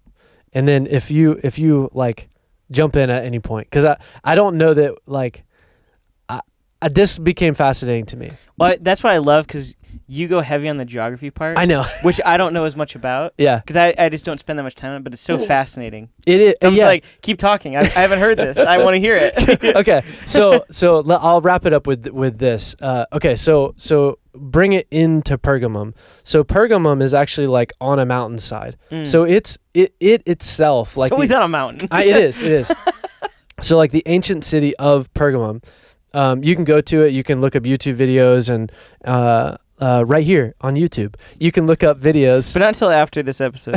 You actually can't. You're not able to look it up until after this episode. Or just, I mean, if you're this far into this episode, go pause. Well, you can watch it and come back. But start it over so you watch the whole thing again. Yeah, there you go. Yeah. But so Pergamum is it's up on a mountain, and you can kind of see like the ruins of it. Like there's just mountains everywhere. Like Pergamum, the city itself, is up on a mountain. It's funny because like ancient cities are really like neighborhoods. They're not that big. Yeah. And so, which is cool because it's like they pull all the resources of the region into this one specific area. So Pergamum is up on this mountain, and the interesting thing about Pergamum is, one, they had massive cultivation. Like they were a hotbed for wineries and just like building crops and stuff like that. So, and that's great on mountainsides and stuff like that. Anyways, Pergamum also was a spiritual hub of the ancient world. Yeah. So that's the interesting thing about Pergamum, especially in light of Revelation 2. Because in Pergamum, you have a bunch of different things. You have a bunch of different holy sites. And in some ways, you can kind of look at it as like, if you're in the region of ancient Mesopotamia or modern day Turkey, or like in between that, the Asian Minor, or Asia Minor, that specific place, Pergamum, was like people pilgrimaged to Pergamum because any god that they needed to worship in order to receive whatever it is they needed was there in Pergamum. Yeah. All of them. There were so many different temples. And the crazy thing is one of those, Pergamum also was said to have a library that rivaled Alexandria. Really? Yeah. It apparently one of the Roman Caesars gifted over 200,000 scrolls from the library of Pergamum. No way. Not only that, but do you know where, I'm guess you could probably guess, the first people that started using parchment were Pergamonites. People from Pergamum. Yes. yeah. So parchment was first used in Pergamum. That's why it's called parchment. Pergamese? So like if you go, Really? if you That's take why. the etymology of the word, it's closely linked to the original. Because we say Pergamum, Pergamon. There's like breakdowns of it that go back into the Greek and into time. And so parchment actually comes, like it gets its From name because they were the first ones to use it. That's interesting. Yeah, so there was a library there that held over 200,000 scrolls. And in the center of all of it was actually one of these massive places of worship that was to Asclepion. And Asclepion was the god of healing. And in the temple of Asclepion was a pillar right in the middle. And carved on the pillar, which you can still see right now, are two snakes. And the two snakes are wrapping around the pillar. Yeah. Here's the interesting thing about that. Those two snakes and the temple of healing, that is where our modern image or icon of medicine, modern medicine, comes from. Yeah. The pole that has two snakes wrapped around it, that's on every doctor's shirt. It's on it's on the side of ambulances. Yeah. That is the pole of Asclepion. It's the pole of Asclepion. Yeah. It has two snakes around it. You know what's real weird about the temple of Asclepion? Let's go. The priests of Asclepion, they would often put people in a trance. So they would go to sleep and then they would get a vision of what was wrong with them. So the people would get put into a deep trance. This is why people would go there. And then they would often get a vision of what was wrong with them.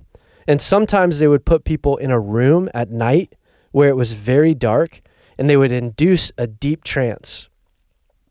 And it was a deep trance-like sleep that would come over them, and then they would release snakes to crawl over them in a ritual of healing.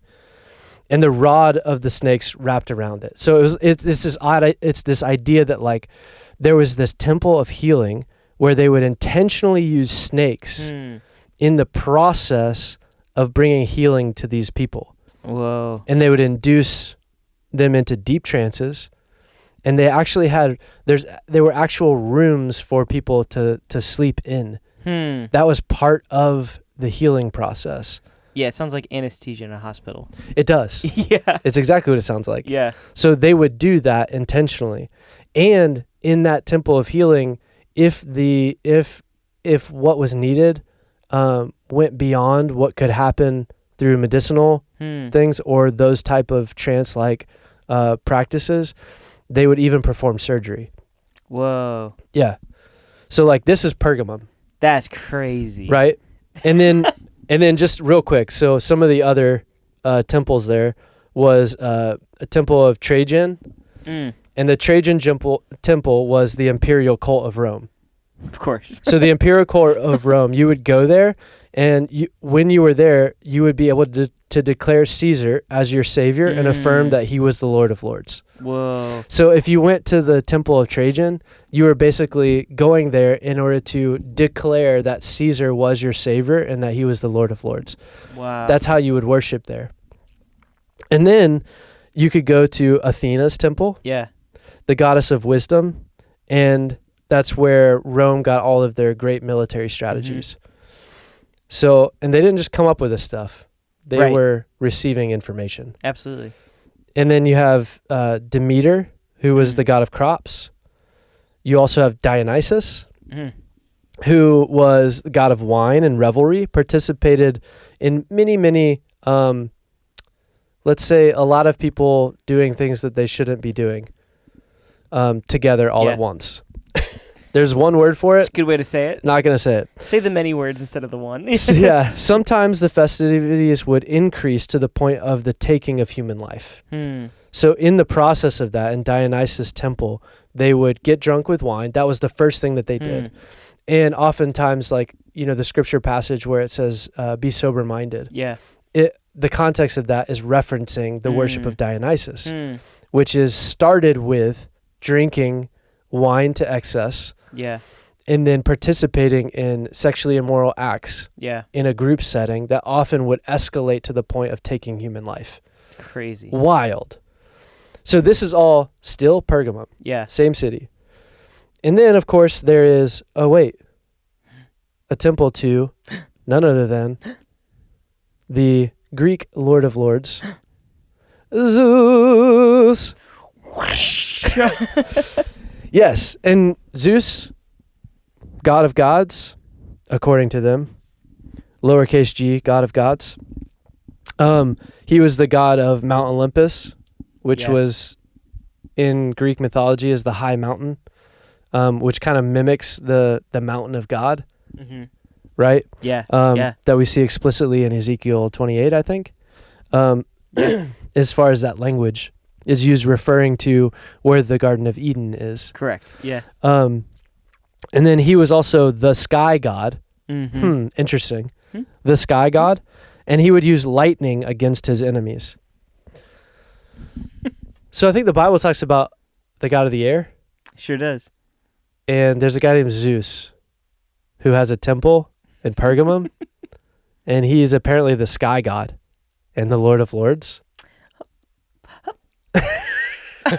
And he uses... Are you suggesting? He uses lightning to hurt his enemies.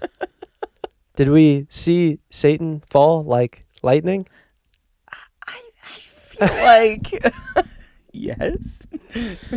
Well, I personally didn't, but... So did we make it there? Not quite. Okay. Believe it or not. Okay. Not quite. Just trying to put the pieces together, Paul. And so here's what's interesting with this. Okay. And so what I will say first, it's like everything you said, and because some people are like, that's really weird when we hear that. And it's like, yeah, it's true, but like that's not myth. Like that's actually like, and what I mean by myth is like it's not made up. No, that's I'm using it in the traditional term. That's actually all modern geography and archaeology. Yeah. Everything I just said is understood by the mainstream archaeology. Like that's what happened. Yeah. Yeah. That is what was... It's not symbolic. Like, no, that's like actually what they did. No, it's recorded by every historian. Yeah. In that era. And I think that's what... It's crazy to think like, oh, no, that is happening. Right. Like, and it continues today. It does. It didn't stop. I mean, think about... So Dionysus should be one that sticks out to us. Yeah. Why? Because the Olympics. Yeah. Yeah. What did they do in the Olympics? They mocked the Last Supper and they worshipped Dionysus. Yeah. Which is the god of wine. And they said the god of great... They said it was like worshiping the god of peace and great things. Yeah. The problem is like, it's like, yeah, you get real numb and peaceful when you get real drunk. Yeah. Right? Absolutely. Yeah. The problem is the worship of Dionysus, what the archaeologists would say and what the historians would say is that when they worshipped in the temple of Dionysus in Pergamum, they would drink to excess, they would participate in sexual immorality in large groups, and oftentimes would lead to human sacrifice. Yeah. No, I'm not sure I guess it makes sense that as the world, the earth coming together to all celebrate something, what we're celebrating is the god Dionysus. Shouldn't be a surprise to us because it's not a Christian celebration. Right. So kind of makes sense. We don't do that. No, we don't do that. Believe it or not, I do not partake in that. No, thank you. I'm gonna give you a big old pass on that. Yeah. So real things really happening. Yeah. Asclepius. Asclepion. Yeah, Asclepion. I was gonna get there. That one's a really interesting one That's because fascinating. the temple of Asclepion is at the center of the whole thing. Yeah. Zeus's temple is on the edge of the mountain, so Yeah. it overlooks Yeah. the valley. It's kind of, you're overseeing almost. Actually, I hadn't thought about it till now, but where it is located, it's on the edge of the city, and it's on the edge of the mountain, and you're overlooking the whole region. So the temple of Zeus is actually on the edge of Pergamum, and it's overlooking. It's on a high mountain, and it's overlooking all of what's happening. Yeah, and the rest of the region of Asia Minor. So maybe that's where, in an instant, Satan takes Jesus in the temptation. Is to the temple, his temple, maybe? That's fascinating. Of Zeus in Pergamum. Yeah. Maybe that's where they go. That's actually a very fascinating idea. Yeah. I mean, we don't know, but if that's where Satan's throne is, then it would make sense. Yeah. Hey, let me take you to my inner courts of my kingdom. It actually makes the most logical sense. And then he asked for his worship in his throne. Yeah, in his temple. In his temple. Bow down to me. Where? In my temple, on my holy mountain. The place where people come to worship me. Yes. Yeah. It kind of makes sense. That's actually a fascinating idea. Right. Yeah. Yeah. So, stuff's really happening. It's really happening. And so I think it's interesting, and I really appreciate all the geography and the pictures that you painted there, because I think that's important for us to place ourselves there. Yeah. And so I kind of wanted to add a little bit more color to that. Cool. Particularly with the Temple of Zeus. Okay. And so with that, I'm gonna get into Temple of Zeus. I'm gonna jump into that first part in a second. Okay. But yeah, so the altar for Zeus is what it's also called sometimes. Okay. Which is in there. Which sat atop a broad flight of around 20 steps, creating a stepped podium some 26 feet tall. And it's like, okay, so that's tall. It's also on the top of a pretty big mountain. Yeah, and now it's 26 feet higher. Which is potentially becomes the highest point on the mountain in Pergamum. Yeah, but it doesn't stop there. Okay. And that's the great. So on the top center of the platform, of this 26-foot tall platform, stood a pedestal originally crowned by a colossal statue of Zeus, which is now had been lost, and it was over 32 feet tall. Whoa.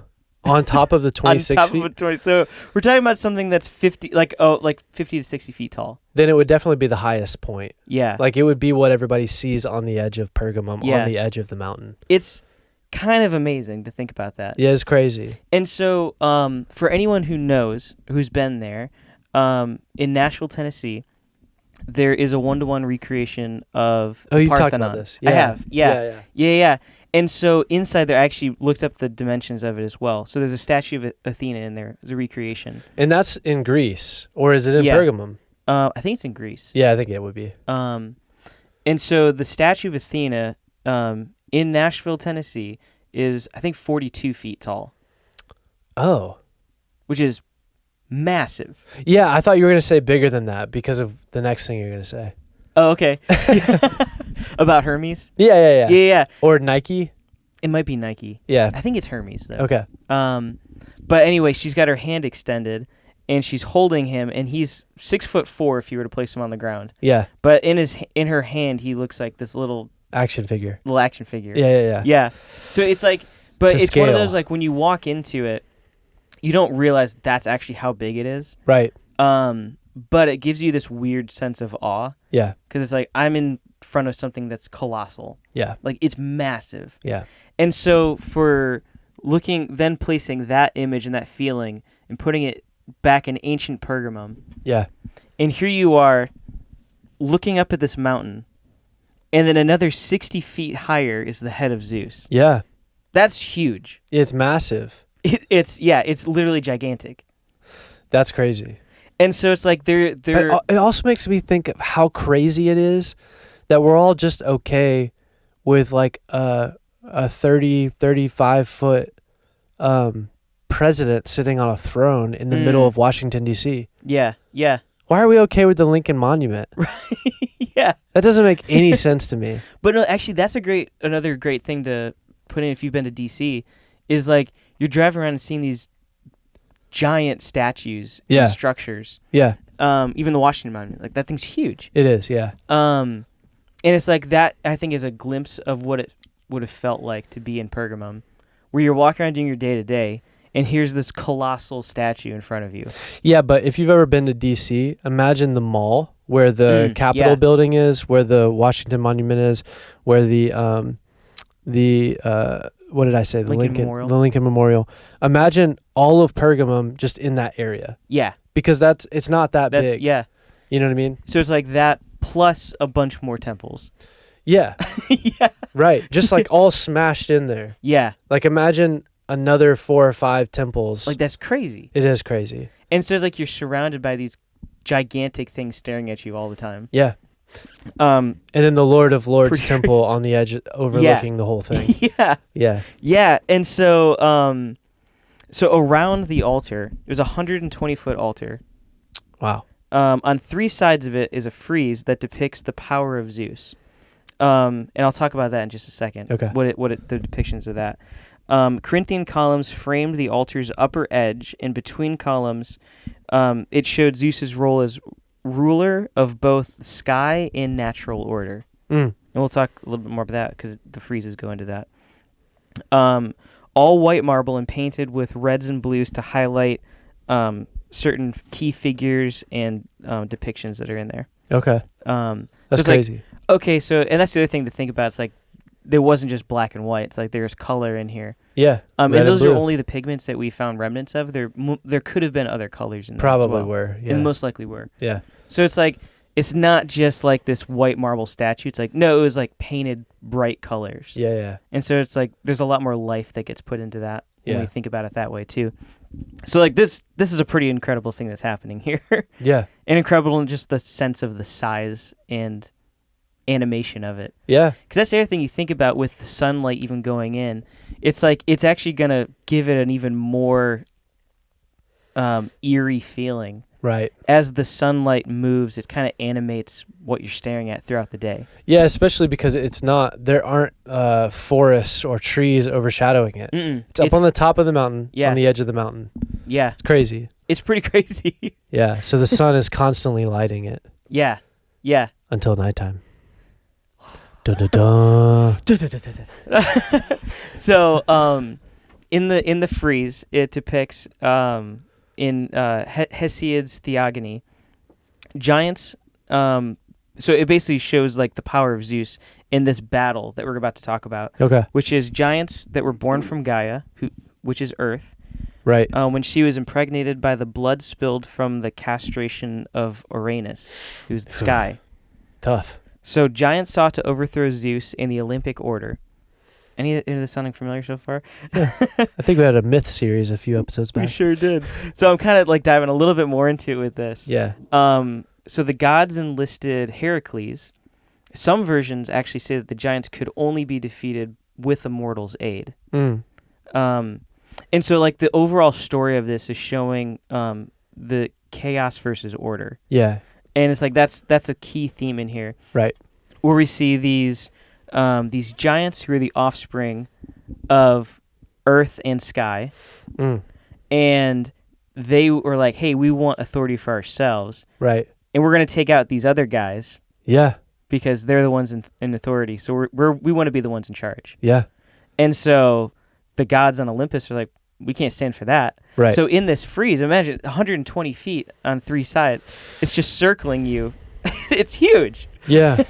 And you see throughout that the battle, these battles happening, and Zeus showing that he is actually the one who's conquering and taking the lead and leading this in victory. Let me ask you a question that everybody is thinking. Yeah, please. What are you talking about when you say freeze? Oh, fair enough. Not like cold. I was trying to get context, and it sounded like it was a story, but now it sounds like what you're talking about is carvings in the architecture. Yeah, so it's essentially, if I can describe it well, that's a whole other thing. I know what they look like in my head. But usually it's like these kind of like 3D pictures that are carved in stone. Yeah, like what you would see. But it's like I think it's called a frieze because it's like a still moment yeah. within like a story. Yeah, so it's like, it's typically you would see it at the top of a temple. Yeah. Particularly in like Greece. Mm-hmm. Like in the arch of the temple, you would see a story happening. Yeah. And it's like coming out of the stone. Yeah. But it's not necessarily fully 3D all the way around. It's still like part of it, but it's emerging from it. Okay, that makes sense. So that's called a frieze. It is. Yeah. Is it spelled like Freeze? No, it's actually it's funny. I'm like, let me think of how to spell it, but I have it written down here. It's where'd it go? It doesn't really matter. I think it's Frieze. Okay. Yeah. So that makes sense. Okay. Yeah. So it's fast. So like that's also to put some color to that in particular. It's like that's what it looks like. Right. And so you can only imagine what it feels like to walk up to this thing. Yeah, it's weird. It's got to be pretty weird. It would give you a weird sense. But so it's interesting because it gives it puts Zeus in this picture of like, yeah, he's the god of the gods. Yeah. And that he's the ruler of both earth and heaven. Yeah. And it's like, well, that's a fascinating idea right there. Because isn't that what Satan is trying to do? Yeah. Yeah, he's the god of the air, pretending like he's also the god of the heavens. Right. Yeah. Because to be completely honest, to use Paul's language of being taken up into the third heaven, when they look at what are the three layers, you look at the first heaven as the skies. Yeah. So technically, if Satan is the god of the air, then he's the god of the first heavens. Yeah. Yeah. Right? Yeah. And then the second heavens is that like space layer above us. The third heavens is where the Lord dwells. Yeah. It's that, yeah. So level 2 is like the space between. There's something else to call that, but that's what we got right something now. like that, yeah. That's what we have. Yeah. Yeah, so I think what's interesting with this is, especially when you look at the parallels, because what we're essentially doing with this question is, can we parallel Satan in the Bible to Zeus in Greek mythology? Right, yes. Okay. And so what's interesting is, the question I think, because there are so many, as we did in our myth series, there are so many different gods and goddesses throughout many different cultures. Right. And there's a lot of similarities between them. Mm-hmm. But there are some like personality differences, and there's some things that they've action-wise that they've done differently. Yeah. Or they're known for certain things. Yeah, and one of the things we've talked about, we've kind of briefly mentioned, is that a lot of times when people would travel, which to be honest, they didn't really do that much, but when people would travel, they wouldn't, upon entering a new city or a new region, one of the things that they would ask is like, who are your gods? Yeah, yeah. Like in an honoring way, they would be like, hey, these are our gods. Who are yours? And it's like, okay, this is Zeus. This is the Lord of Lords. Okay, our Lord of Lords is called this. But technically, they're the same. Well, that's kind of what I want to explore here. Right. So, like, in that instance, a lot of people would travel and go, all right, well, here I call this god Zeus. Yeah, yeah. And so they would just change the name of it when they would travel into a new city. Yeah. But that's like that was a common thing. Right. Which is interesting. Well, but then also you have the chronology of time. Yeah. So, yeah. And so, actually, that's a bit of what I want to explore, and kind of this idea that I've been playing with for this episode is, are they actually the same? Okay. So, because we say that, it's like, so for example, we have Odin in Norse mythology. Yeah. And then we have Zeus. And it's like, well, they hold the same position. Okay. But you wouldn't look at it and be like, they're the same. I see what you're saying. It's easier. We've been here before. We sure have. It's easier to do that with Greek and Roman because there are very close ties. Similar region, too. They're very close to one another. Yeah. But even then, there are still some significant differences between them. Yeah. And so, like, okay, why do I say that? And so, I'm going to put a little pin there, and now we're going to jump to the Bible. Okay. I like it. Let's jump back to it. And even the word Satan. Okay. And I say it that way because it's like we look at it as, well, that's his name. Okay. Proper noun. Yeah. Right. But the question then is like, is it his name? Well, it depends on where you're saying it. Yeah. You know what I mean? Yeah, it's fair. So like looking in the Old Testament, there's only one time where it's used as, there's no article before. I think it's in 1 Chronicles. Okay. But every other time there is an article that's placed. Right. Which makes it Hasatan, which would be the Satan. Right. Which I think we've talked about. Yeah, the accuser. Yeah, it's a title given to someone as like you're the accuser. Right. It'd be like playing devil's advocate. It's a position. Yeah. That's held. Yes. Or an occupation in heavenly. Correct. Like. Which we see that in Job play out. Right. As part of like the council of beings, there are tasks being just like angelos or the angels. Their task was to bring messages from heaven. Yeah. Just like we see in Revelation 2. That's a message that's being sent to the angel in order to send to the church in Pergamum. Right. And even then, it's like there's an argument that can be made that's actually talking about a pastor. Like a human. It's like, yeah, there's that argument too, because we see some potentials where it's actually a human that's being called an angel because they're delivering the message from God. Oh, I see. You know, so it's like okay, a prophet. So, yeah. Right. So it's like, okay, there's that. Or a judge. That we could look at. So like, here's that title that's being placed upon this person instead of a divine being. Yeah. Or like to use a new age or worldly term, an oracle. Yes. Yeah. And we see the same thing with the word Satan. And then even actually another example is like Baal. Okay. Or Baal, if you want to say it that way. Yeah. That'd be fancy. Let's do it. Is like, that's not the name of a god. It's actually just a title. And it refers to, it's translated as Lord or Master. Right.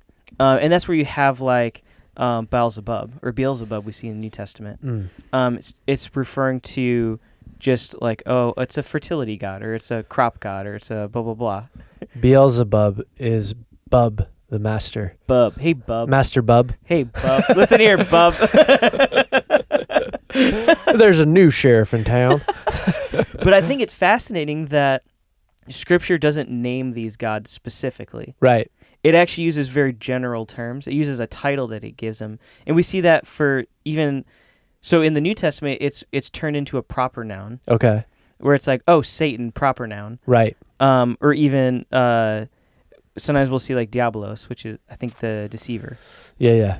It's like, but these are all titles. Like they really aren't names. Sure. It's being used as a name. I see what you're saying. Yeah. And so the question that I've been playing with in this, and I think that this kind of shows it in Revelation. Yeah.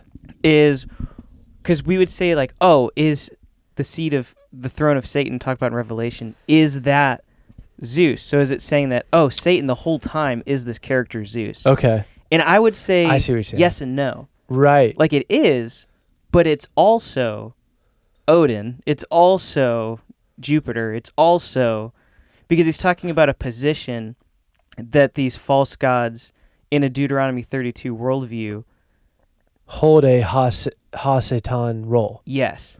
So these are accusers that are elevated to the role of rulers of the air in a Lord of Lords capacity. Yes. And he's saying like they're not actually God. They're not Yahweh. Yeah. They're actually the Satan that I put all the way back in Deuteronomy 32. Over I placed that region. These righteous beings to rule over these nations. Yeah. And they defied me. They disobeyed me. Yeah. And now they want that glory for themselves. And I'm saying, I'm not just talking about Zeus. I'm not just talking about whatever he calls himself over here. Yeah. I'm talking about all of them. Yeah. But specifically, I'm also referring to this one. Sure. In this case.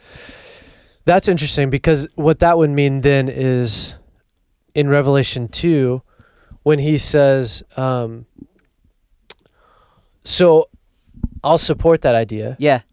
When going back to one of the first things we talked about is the churches in Revelation, they're all in the Asian Minor. Yeah. But where is the throne of Satan? It's at the church of Pergamum. Yeah. So out of the 7 churches, the temple of Zeus is not in the other 6 places. Right. It's in Pergamum. Mm-hmm. So he knows where the throne of Satan is in Asia Minor. Yes. And And it's that's not who in he's one of the talking other to. 6 churches. Right. It's in the 7th church, which is, well, the second. I forget the order. I think it's second. Yeah. But It's one of anyways, those. Yeah. one Yeah. of the 7 churches Yeah. is the one where Satan's throne is Mm-hmm. in Asia Minor, not Yes. in the whole earth. Because he's talking about just this Region. using that cosmic geography. Yeah, because talking about Revelation is speaking within this region. Yeah, and Revelation is, we just talked about that. Yeah. It's speaking to Talking Asia about one Minor. region. Yeah. Yeah, that's wild. I hadn't So- really thought about that. Yeah, and that's because I think, and so one of the things, and a lot of people are probably getting Well, testy so then by backtracking what I said then, that. where Jesus is taken, Yeah. would not be there. Because Oh, fair. that region, Because you would have been a different region. yeah. Yeah. So basically in the old city, Mm. right outside of the temple, not that far away, was basically the courts or the place where Caesar lived in that area.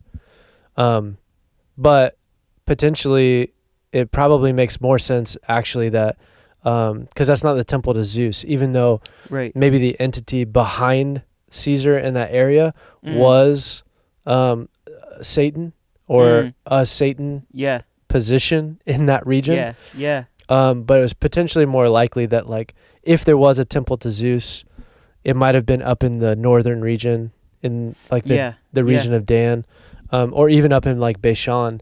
But it is interesting because you kind of go like, well, maybe Zeus wasn't the god there because Zeus is uniquely Greek. Yes. So because Zeus is uniquely a Greek and Roman like name, Right. Right. then it probably wouldn't exist in a Canaanite Hebrew culture.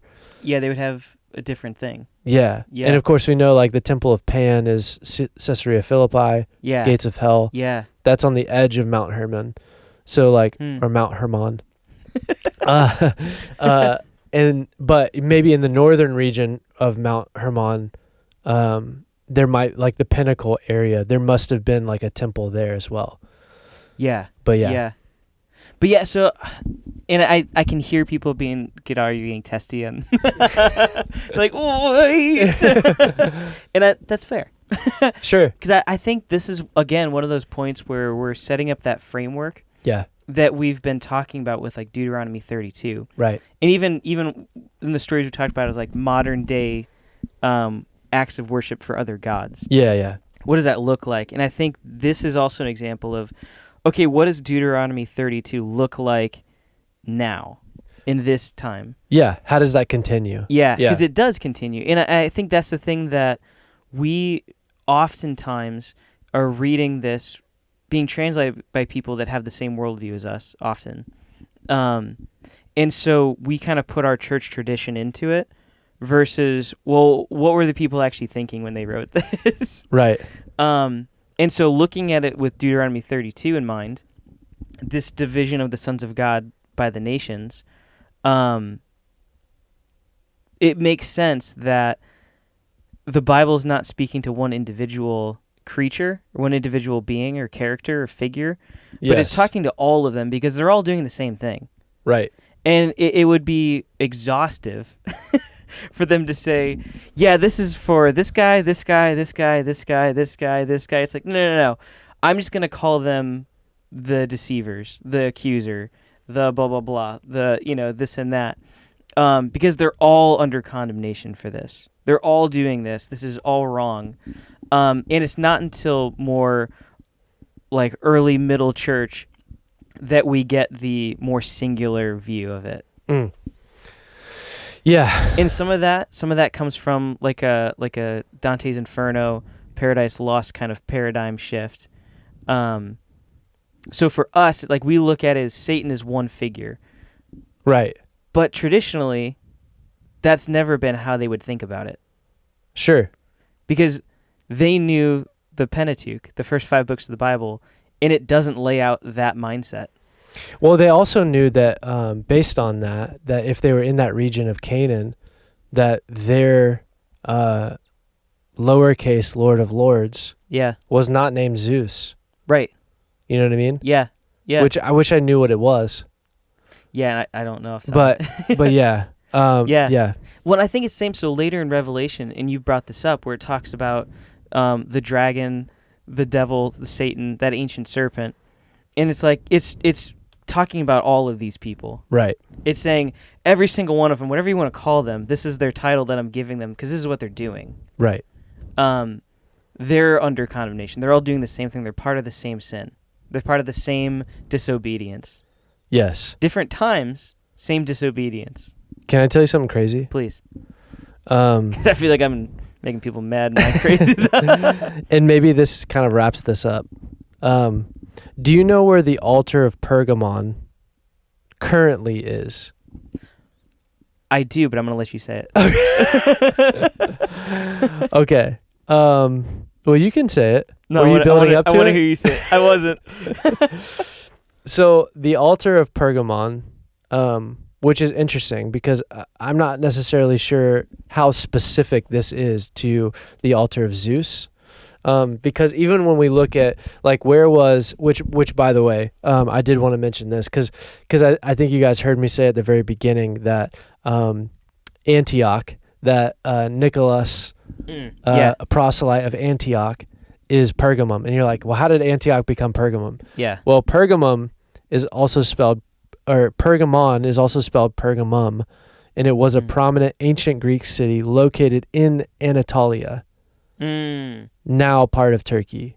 Anatolia is Antioch. Yeah.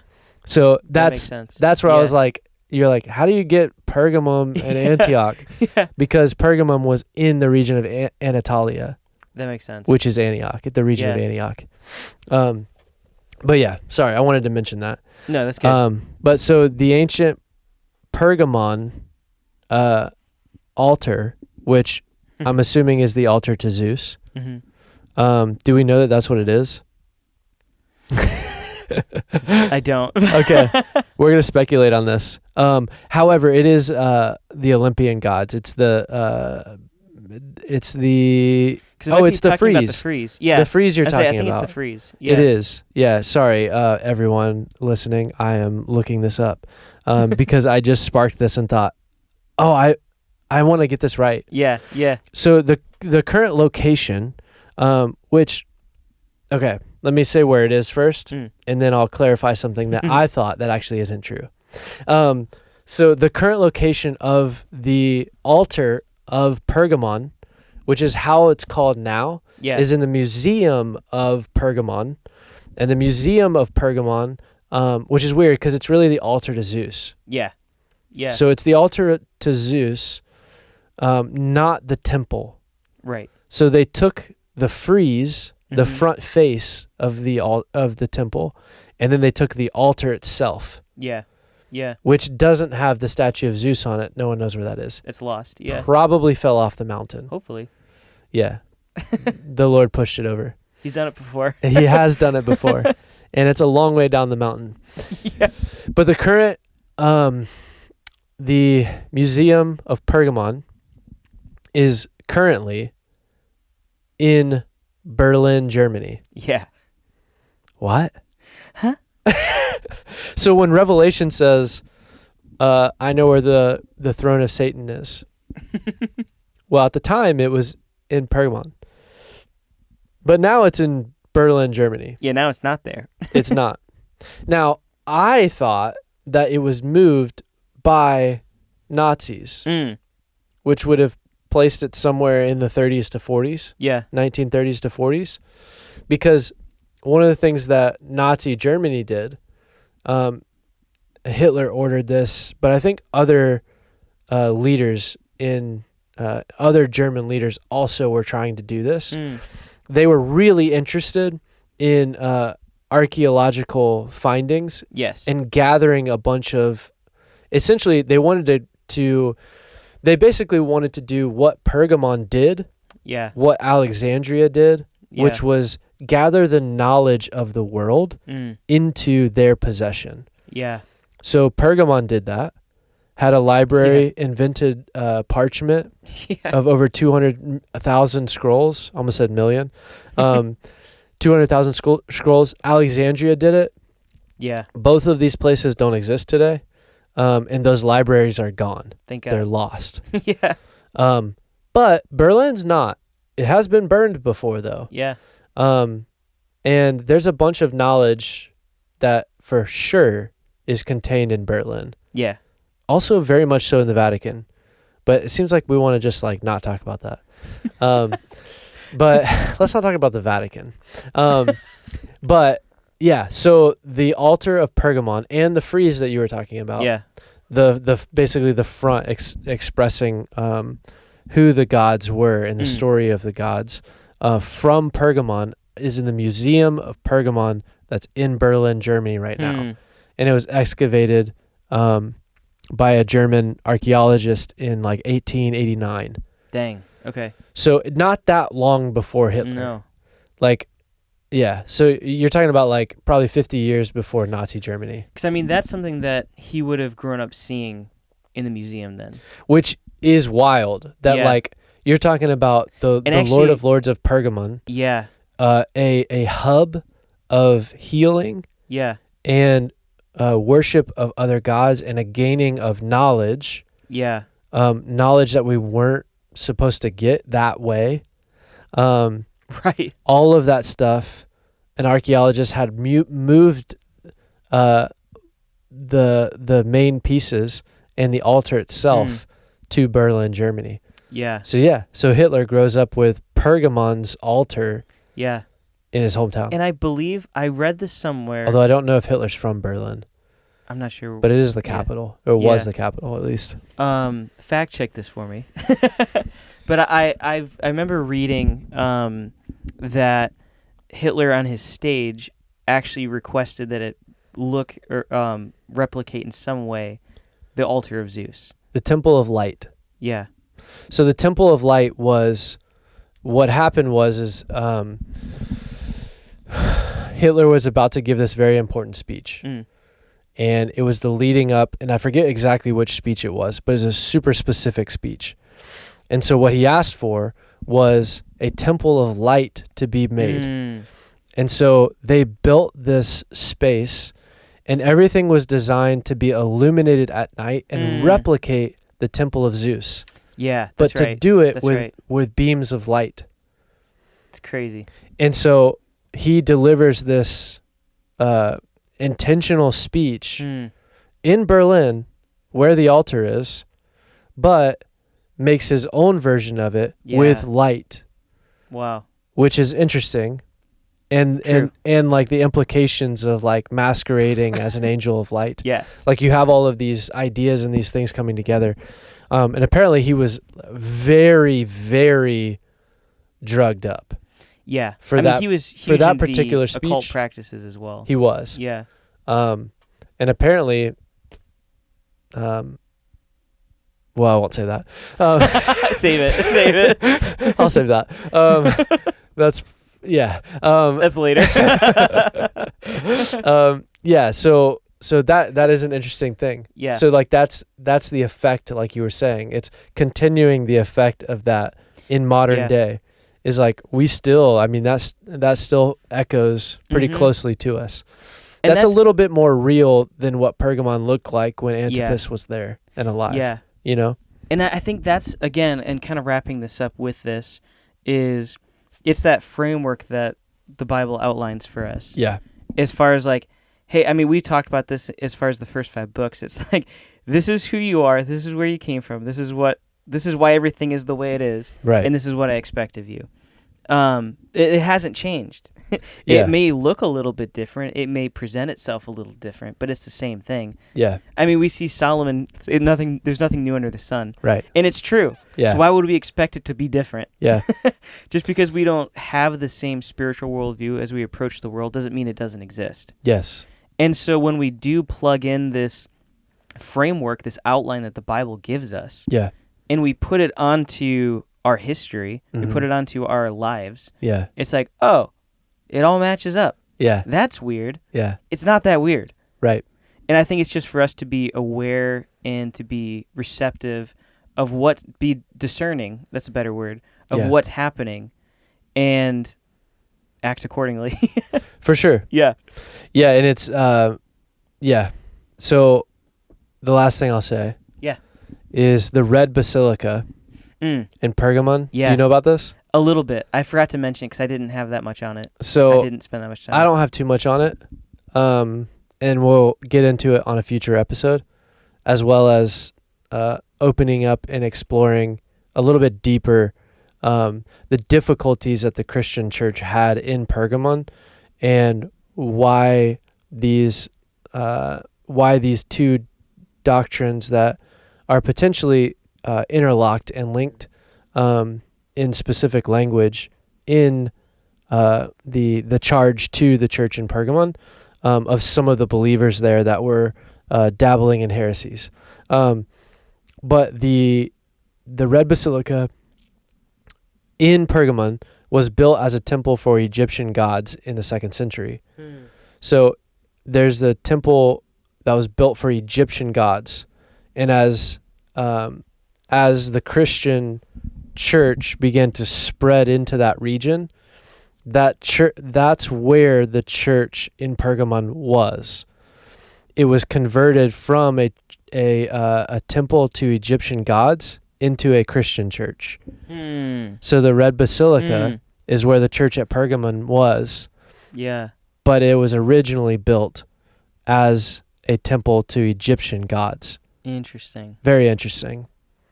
Especially bringing Egyptian gods into that region. Yeah. Because then you're like, well, how did that? So you're saying like Yeah. they came from Egypt, probably Alexandria, knowledge brought up to Pergamon, maybe to that library. They were probably interchanging. Yeah. Because we know that the Queen of the South, right, Yeah. came up to share knowledge with Solomon and to gain knowledge from him. Yeah. So of course Yeah. they're going to these spiritual centers. Pergamon was one of those spiritual centers in the heart of ancient Mesopotamia, Asia Minor. Yeah. So that's kind of that's a specific place that's right there in the heart. So when we look at the book of Revelation and the churches, that's all in the Asian Minor. It's not all over the world. It's in the Asian Minor. Yeah. And that one specifically is where the throne of Zeus, Yeah. aka Hasatan, in Yeah. that region Yeah. was. 3, 2, 1.